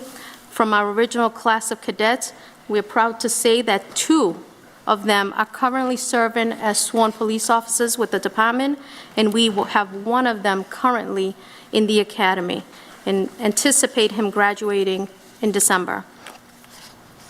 We've had over 60 walk-in beats, bike beats. We've had traffic safety campaigns, 6 of them. We've had 6 pedestrian and bicycle safety campaigns. We've had over 6,000 directed patrols for many different reasons. We've had 3 zero-tolerance operations with the Mass State Police and the Environmental Police, saturation patrols, and sobriety checkpoints also with the State Police. The department has continued with its commitment, our commitment to our city youth through our Shannon Grant, through our partnerships with many of the organizations throughout the city, programs that provide employment, summer and after-school programs, mentorship and trauma-informed management. As most of you know, the Brockton Police Department does the Junior Cadet Program in the summer and also the Youth Academy in the fall and spring. Those are also programs under our Shannon Grant. So a way to reach out to our youth, providing them with a glimpse of what the policing profession is about. And if there are any questions, thank you. Councilor Farwell. Councilor Farwell. Just one question, Chief, and I asked you today when we spoke. Will this budget, even though you've had a 1.889 million reduction, allow you to keep pace with recruitment and filling positions caused either by retirement or any other vacancy that might arise? As of today, yes. Okay. Thank you. Thank you, sir. She's just the chief, you know. You guys can speak. Just the chief. Thank you, Chief. Thank you for being here. Keep up the good work. Thank you. Good night. Nice job. Department 9, Tax Collector / Treasurer, Martin Brophy, Treasurer Collector. And it's 26-18 now. Mr. Brophy. Good evening, Mr. Chairman, councilors.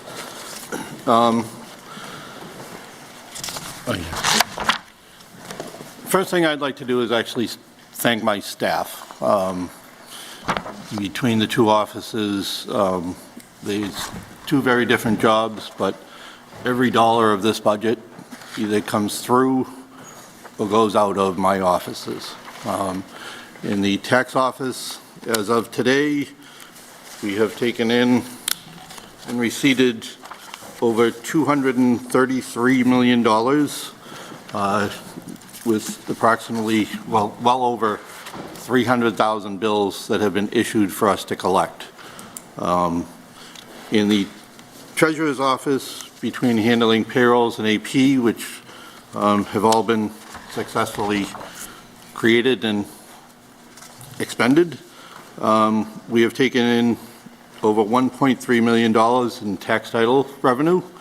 And I think our biggest achievement in the Treasurer's office is based on our investment income. We currently are right around $4.5 million in general fund investment revenue. It's the highest I've ever seen in my 23 years, and we still have one more month to go. So we easily should be close to $4.75 million in just general fund investment income. And my staff is made up of, including myself, it's 14 employees. So again, this $500,000 budget and any grants make their way through my budget, my departments. With that, I'll take any questions. No questions?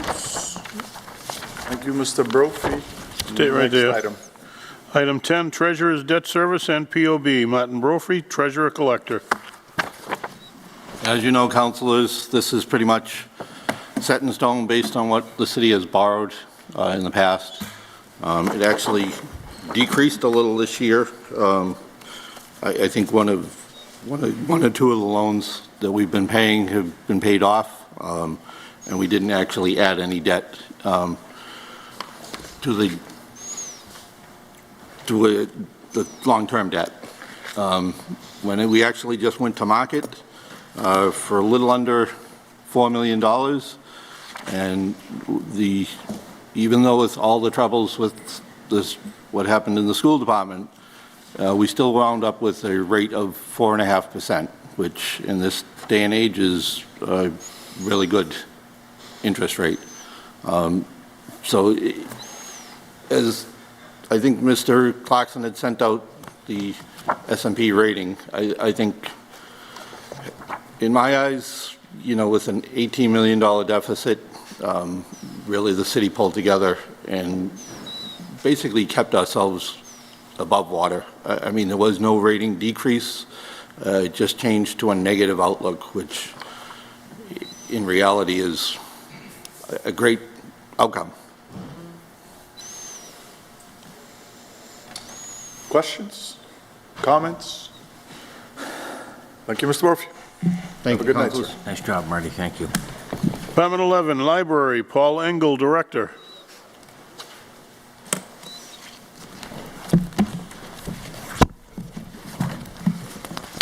Good evening, Mr. Engel. Good evening, sir. How are you? The discussions began long before you even sat down, so. Oh, I know. Hello, councilors. Clerk, hello. I just want to first acknowledge that we had quite a number of library trustees and some staff and some patrons here tonight. Margie's here, still here. Jorge Vega's here. Reverend Pollicape is behind me. Pastor Matthew. Frank Ciafella, who was a trustee, is here. Dr. Amina Pilgrim was here earlier, and Lisa O'Donnell is here now.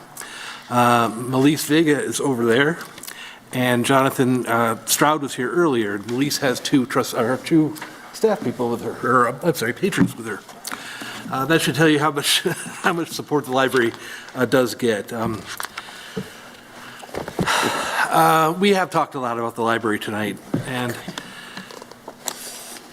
the reality is that we are sustaining budget cuts in the FY25 budget. For perspective, the FY24 budget was 0.8% of the city's overall budget. This FY25 budget sustains a 16.2% reduction, which is the sixth largest reduction by percentage. And it's a $556,000 dollar amount reduction, which is the largest dollar amount reduction for any department in the city this year. Now, if these numbers hold, we won't make our MAR. We've talked about that. The MAR is municipal appropriations, which we need to have a certain number in order to qualify for what's called state aid to public libraries. If you want to know more about that, I can drill you on that later. We get approximately $301,000 in state aid every year. So if we lose that, that takes our cut from $500,000 to $800,000, which I think Councilor Drenicourt was articulating that earlier, which would be a 25% budget reduction. Now, I understand and I appreciate CFO Clarkson and Mayor Sullivan's commitment to making our budget whole, which was articulated earlier to some of my trustees. And I take them at their word, but I can't run the department on promises. I have to act on July 1st with the information I have in front of me. So the consequences to this budget, at least in the near term, is going to be that we're going to cease all programming at the Brockton Public Library that we pay for with state aid. That's pretty much everything. We spend $60,000, $70,000 in state aid every year on programming. I'm a very extravagant program person. I love bringing the arts to the city. And that hurts. It hurts me anyway, and maybe it doesn't hurt anybody else in this room, but it also hurts a lot of single parents, a lot of young families. It goes after people who want to experience the art, and it takes art away from our patrons who can't afford to go to the MFA, can't afford to go to, to a concert. We provide this stuff free. The other piece, I'm not going to labor this too much. This late retired, the Celtics are playing. The other thing is that come July 1st, I'm going to have to close the West Branch. I don't have a choice.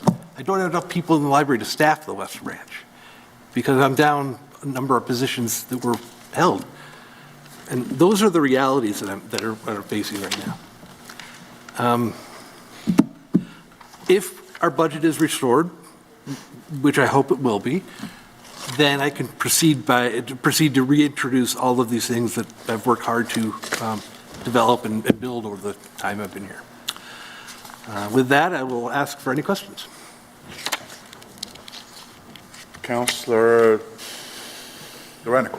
She can go first. That's fine. Oh, that was you. No, I said she can go first if she want to go. Oh, you wanted to say something? Well, Councillor Nikesh, I think you spoke enough as it is for the library, so Councillor Nikesh. Thank you. And I already spoke some on your behalf, so you're all set. No, I will speak. Good evening, Mr. Engel. Good Thank evening, you. I'm Councilor. sorry I didn't have a chance to speak to you before now. I just wanted to make the comment that I've reviewed your entire budget, and I will go to bat for you in the new fiscal year to make sure as much of this is restored as possible. You have made the library evolve into a tremendous place for culture. Thank you. I acknowledge it wholeheartedly. I attend some of the concerts and the other events that happen there. And I throw my hat in the ring. I will work on it as well. Okay. I appreciate that, Councilor. Yes. Thank you very much. And of course, you understand, and I've told other people who have called about the library budget, we cannot restore, we cannot increase, we can only cut or approve as provided to us. Yeah, I completely understand that. Yeah, Okay. Thank you. So I feel your pain. Thank you. Thank you. Thank you, Mr. Chair. Thank you, ma'am. Yeah, Mr. Chair, thank you. What I would like to say on the record is that, I was fortunate to be part of the team that actually welcomed Paul. That's right. On the board of the library, because I was serving, as a trustee. So when Paul came, and I think, part of my question was, how do you make the library look different? And obviously, since then, you have been doing a tremendous job. And I believe I see Marlis Vega here, whom, like I said, I got to know since day one in this country. So you heard what I said earlier. I spoke with, the mayor and the CFO, and you said it yourself. And obviously, we cannot expect to operate, under, how do I put this, promises. And by July 1st, which is a couple of days from now, you're going to have to close the West Branch. And I hope that I am wrong. That's what I would like to see. Although, you're going to have to close it. But I hope, obviously, Mr. Mayor and Mr. CFO, I hope that I am wrong. But we cannot possibly, do this. And I'm going to say it over and over again. And I think that we, as a community, should come together to know that this is a necessity. And thank you so much for your service, and thank you so much for what you have done. And I think, the city of Brockton deserve all three branches to stay open. With that being said, Mr. President, I'll leave it there. Thank you. Thank you, sir. Councilor Castro? I apologize. I have one more question. Mr. Engel, what's your annual circulation at the main library and the two branches? Do you have any idea? that number off the top of my head. Can I get that to you in the morning? Sure, you can. Yeah. Okay. Sure, I'd be I interested to can know. give it to you both main and then each branch. Sure, that'd be swell. Yeah. Thank you. Thank you, Mr. Chair. Councilor Lally. Thank you, Mr. Chairman. Director, good evening. Councilor? I'll keep it quick. I want to echo Councilor Darencourt.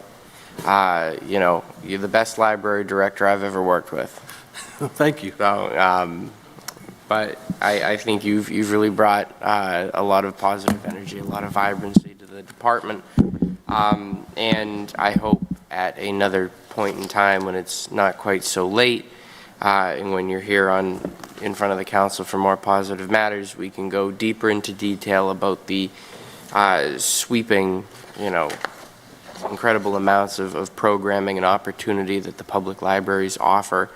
Just come on in. Hopefully, yeah, and hopefully just sort of showcase some of the things that are either lost or put at risk by the ambivalence and some of the attitude that we receive from other departments that, have left your department and many of the others sort of bounding around in their wake.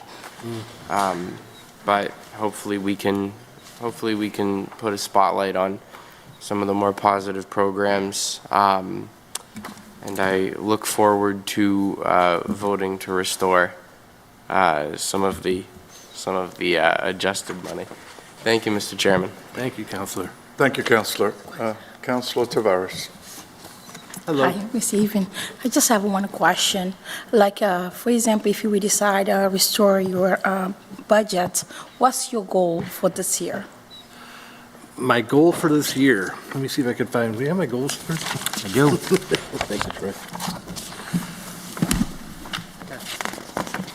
I'd have to pick one. It's okay. Well, our strategic plan is up this year, so maybe our first goal would be to, come fall, I'm going to start the process of creating a strategic plan for the next 5 years, starting next year. So that would be one huge goal. We have a roof project that needs to be completed. We still have to cover and protect the Carnegie Library skylights, and they're building these boxes to put over them, and that's taking longer than we thought. What else would we want to do? I think it's always important to develop and maintain programming that is relevant to the city. And to that light, I think the immigration stuff we've been doing through Melise has been very, very popular and a necessity, given the climate that we're in right now. I think that needs to continue regardless of what happens to the budget. And then on top of that, every year, my goal is to bring in new and creative arts and culture and make the library a community center for the entire city of Brockton. Because Brockton, as we know, doesn't really have a community center. The library is it. So I think those are some of my overarching goals. All right. Mention about immigration service do you provide? Can you explain with the detailed definition, like what kind of type of service you do? So For the immigration stuff? yes, because you kind of mentioned, what the immigration service. Yes, but I want to make sure I don't give you the wrong information. Actually, probably I'm misunderstanding that because I kind of understand a little. You kind of put into it immigration service, kind of like that, or probably it's my misunderstanding. I don't want to give you the wrong information. Correct. May I give you the information in the morning? Mm-hmm. Is that okay? Okay, sure, definitely. All right, sounds great. Actually, I feel your pain, your concern, and I hope all the council will work with you, not to impact like any negative point. And I hope all work with you to accomplish your goals. Thank you so much. Thank you. All right. You are good? Thank you, Mr. President.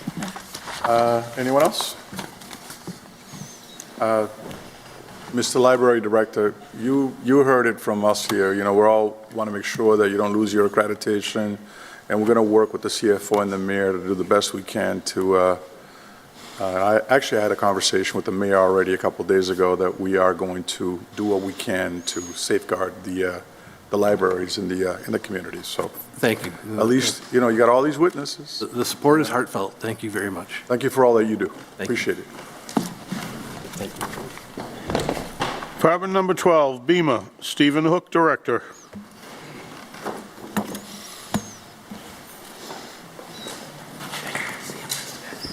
Mr. Hook. Good evening, Mr. Chair, City Council members, Mr. Clerk. Hope everybody's well. I just have a brief statement, and I know it's late. I'll be brief, and I'm happy to answer any questions. So, first, I want to thank my emergency management staff, my volunteers, and the other city departments that have provided assistance to my department over the past year.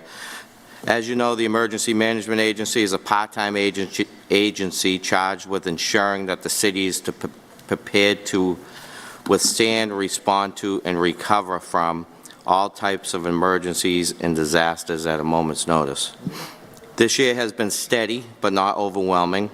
We had handled typical storms, power outages, and flooding, other emergencies that arise throughout the year. We did not have to open the Emergency Operations Center this year at all. BEMA has applied for and received over $90,000 in grant funding this year. We conducted several training events to educate city departments, our community emergency response team, and the general public on first aid, CPR, basic search and rescue, shelter operations, fire rehab, to name a few.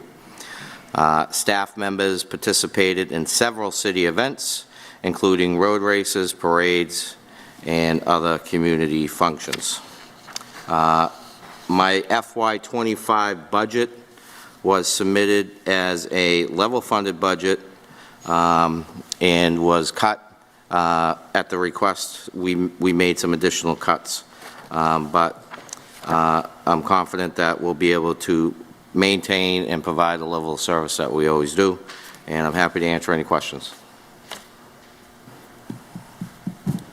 Just have one quick one. A couple years ago, I think last year, we had spoken about perhaps looking for funds or grants to be able to pool that deputy director into a full-time position. That hasn't gone anywhere, right? No. Would you be looking for some funding, grants? We will or something? continue to look for funding, Mr. Chair, yes. Okay, all right. Thank you. Well, you are free to go, sir. Thank you very much. Department number 13, Parking Authority, Eric Atkinson, Executive Director.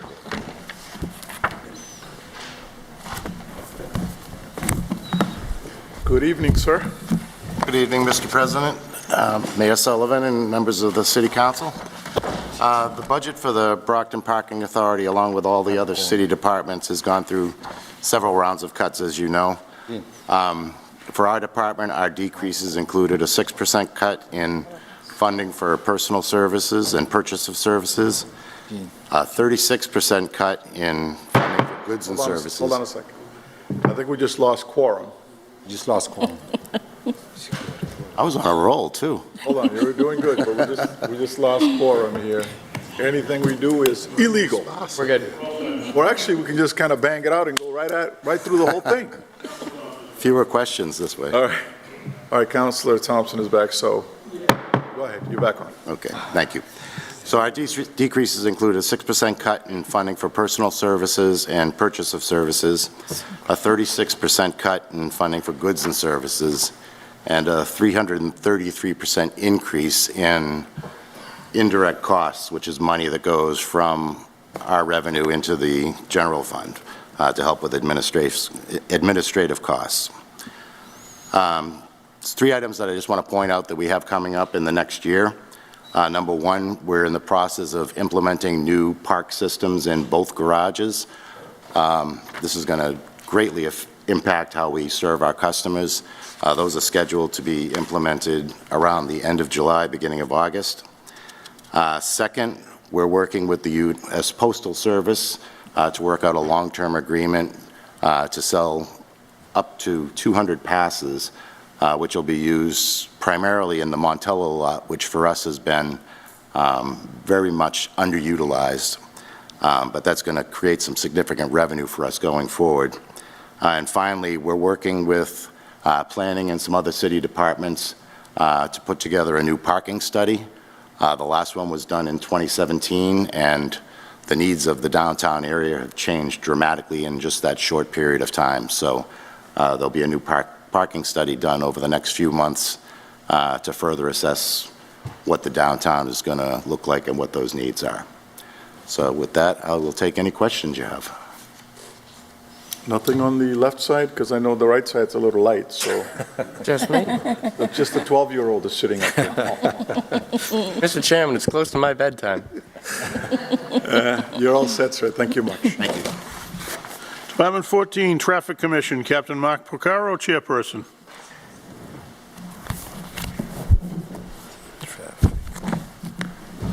Captain Picaro. Good evening, sir. Welcome. Mr. Chairman, good evening. Councilors, good evening. Captain Mark Picaro, Brockton Police, and the city's traffic commissioner. Most of you have either sat on or been at a traffic commission meeting or been part of the traffic commission, so you know what we do.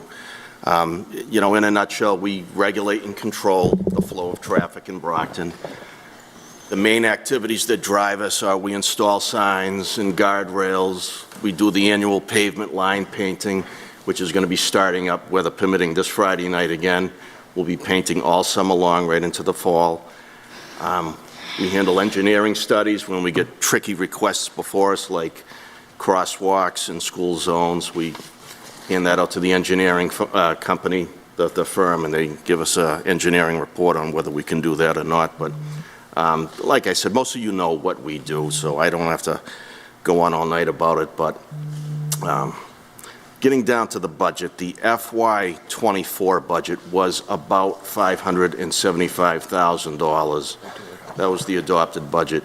The FY25 proposed budget is about $505,000. It's about a $70,000 reduction, or 12%. I looked at it, you know, there was 3 rounds of cuts. You know, we cut, you know, I double-checked it again today. We cut in about 6 different areas, but I think all these cuts are doable. I'm optimistic that I can make this work. And, yeah, so I'll take any questions if you have them. Councilor Griffin. Good evening, Captain. How are you? Good evening, sir. Your budget looks perfectly appropriate. I know it was a hard year budgetary-wise, and it's cutting. Confident you can, based on what you just said, I'm confident you can continue to provide the exceptional services that you bring to the city every day. I just want to thank you personally. My short time on the council, I've had several matters come in front of you, and you've been great getting back to me. More importantly, you actually follow up and call the residents also. I think that really speaks highly of you and how you run your department. Just want to thank you for all your work, and thank you very much. Thank you, sir. It's been a pleasure. Anyone else? And Captain, ditto from, you know, for me as well. You know, you've been great in helping us with a variety of things here in the community. Keep up the good work, and we're out here pulling for you. Thank you so much, sir. All right, and you're free to go, sir. Great, thank you. Have a good night. Have a good evening.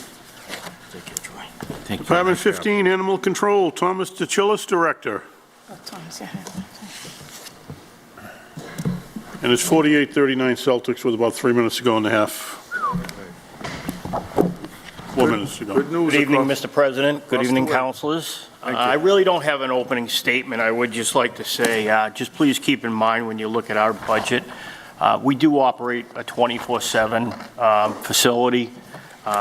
In addition to responding to calls for service, we do maintain an animal shelter, which requires daily care of the animals that we take in.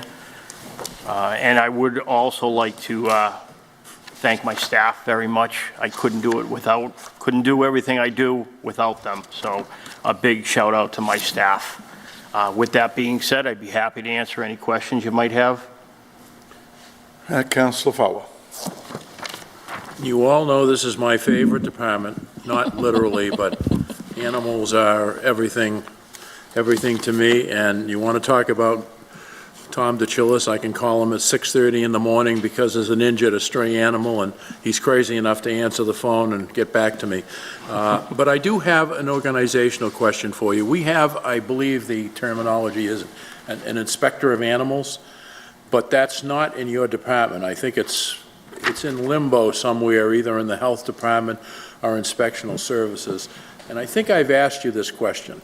Would it be possible, subject to collective bargaining, to cross-train your people so that we would literally have an inspector of animals on duty anytime one of your staff is on duty? Is that something that would be compatible with what animal control does? There are communities that do have animal control officers that also function as animal inspectors. Generally, my understanding is when there are 2 separate positions, usually the animal inspector falls under the health department. But I'm always open to having a conversation and, further discussing the matter. and we can, go from there. Okay. That's all I have, Mr. Chairman. Thank you, Councilor. Councilor Tavares. Okay. Hi, Thomas. Hello, and, Counselor. Yes. Good evening. Just want to give you a thank you for all you do. Actually, we used to work side to side before. I just like to say that you've been a tremendous and very good officer, and I hear so much good compliments about you. If anything we can do to help or support, I know the kind of type of job you do so, because we used to work side to side, and definitely I'll be more than happy to support and always. And the second question I have, do you guys have do you guys allow public to adopt any animal, as of right now, kind of like that? Oh, yes, we run our own. Well, first, I'd like to say thank you for the compliment that you gave to us. Customer service is a big thing of mine. When it comes to customer service, too, always try to answer the phone. I hate having to have people leave messages. So thank you again for the compliment. And as far as adoptions go, yes, we do our own adoptions. We also network with a number of animal rescue groups. So if we're not in a position to adopt one out ourselves, and I'm sure you see our Facebook page with all the animals that we pick up, we also post adoptions on there as well. But we have a pretty good adoption program.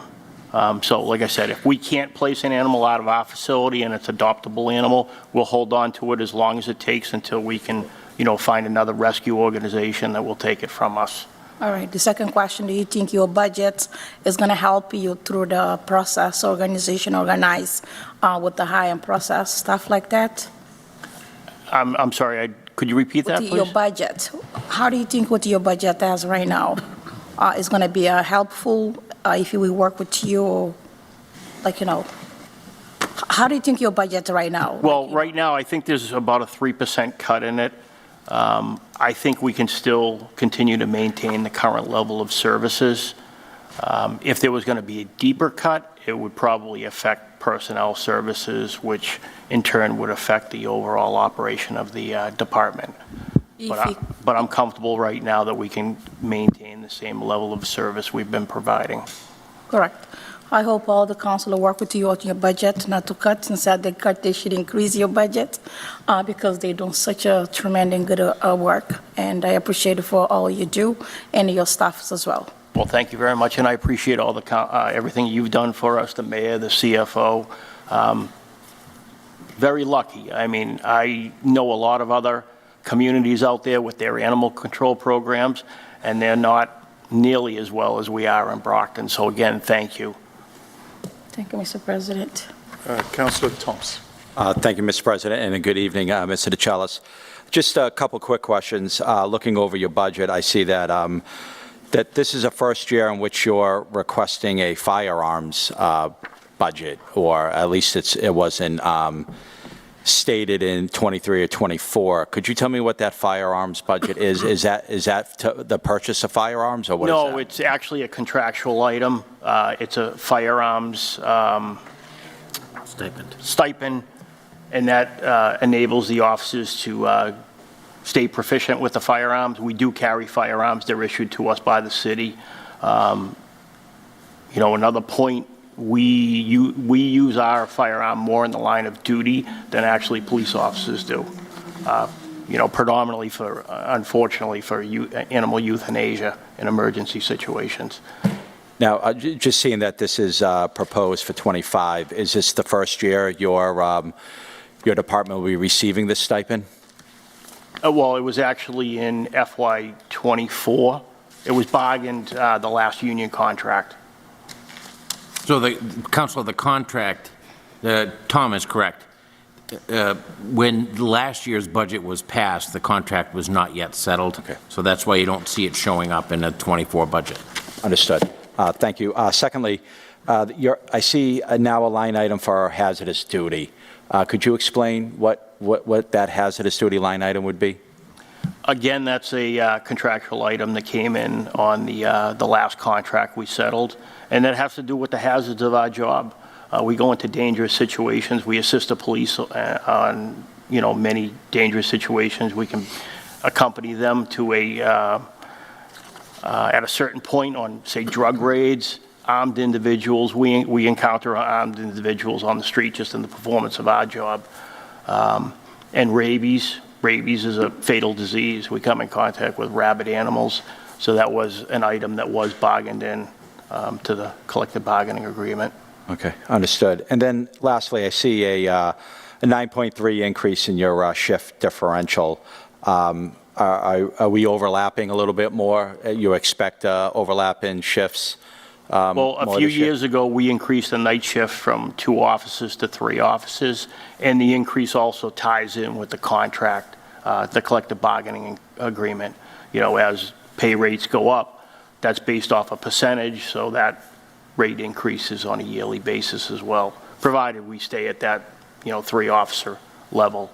Okay. Understood. I appreciate your time, and thank you, Mr. President. Thank you, Councilor. Anybody else? Thank you, Mr. Celli. All right. Thank you very much, everyone. Have a good evening. All right. Item 16. City Council, Timothy Cruz, City Clerk. I want to hear some raises coming up. Go ahead.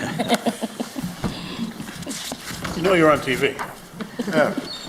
It's me, no supervision. Councilors, first I have the city clerk's budget, and I didn't have time, actually, I didn't do a whole narrative for all of you on the city council budget. It's down 20. You're not going to say, I want to thank my staff and the council I'm going to for get to doing all that in that a good minute. work? I'm going to get to that in a minute. We're No, down but this council. 22.3% on the city council side, which is you.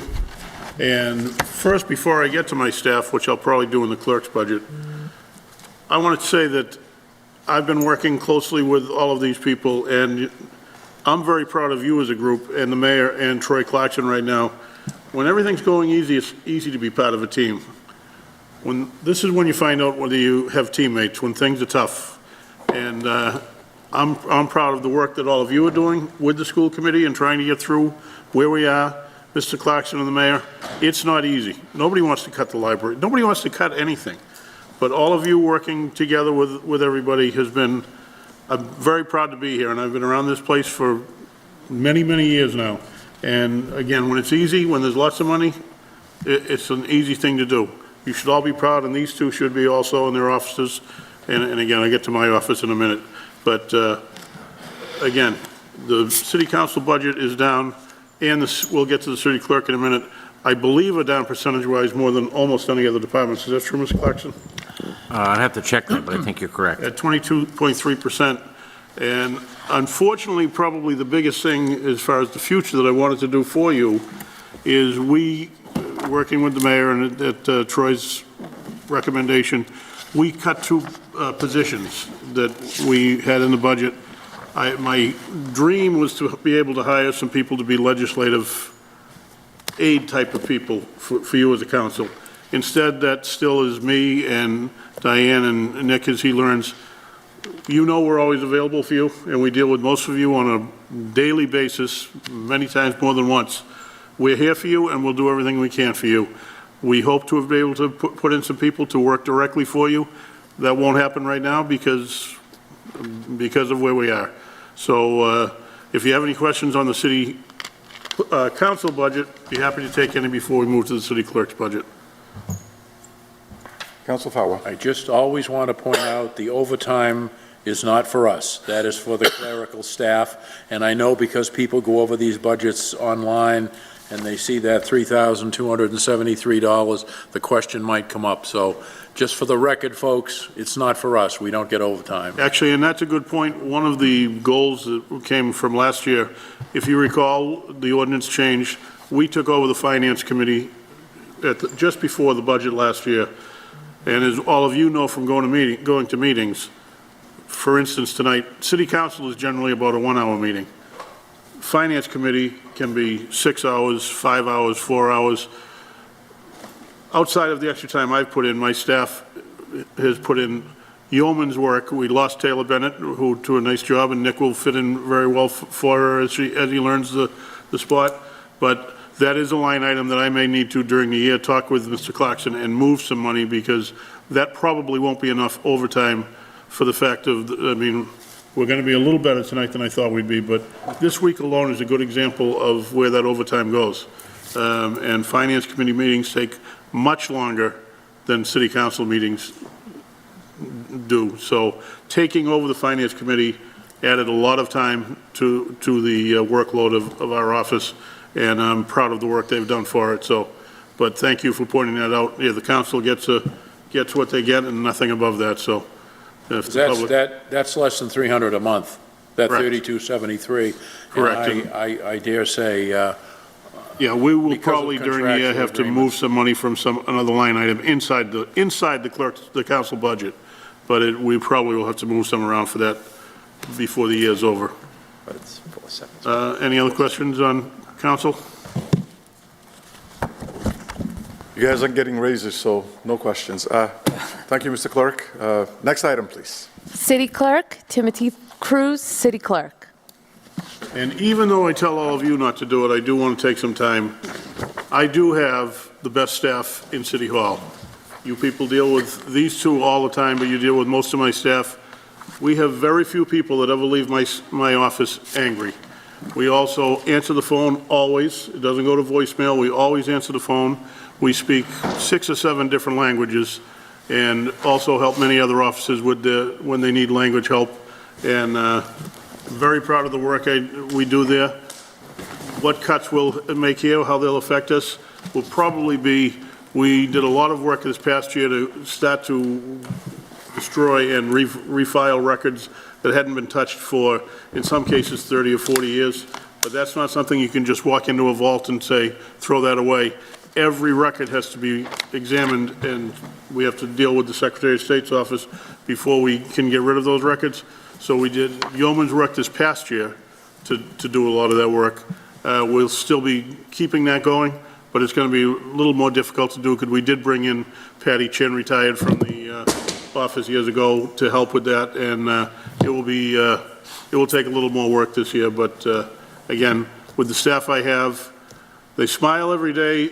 Again, they speak so many languages. I don't know what they call me sometimes, but I think it's all good stuff. So if anybody has any questions, let me know.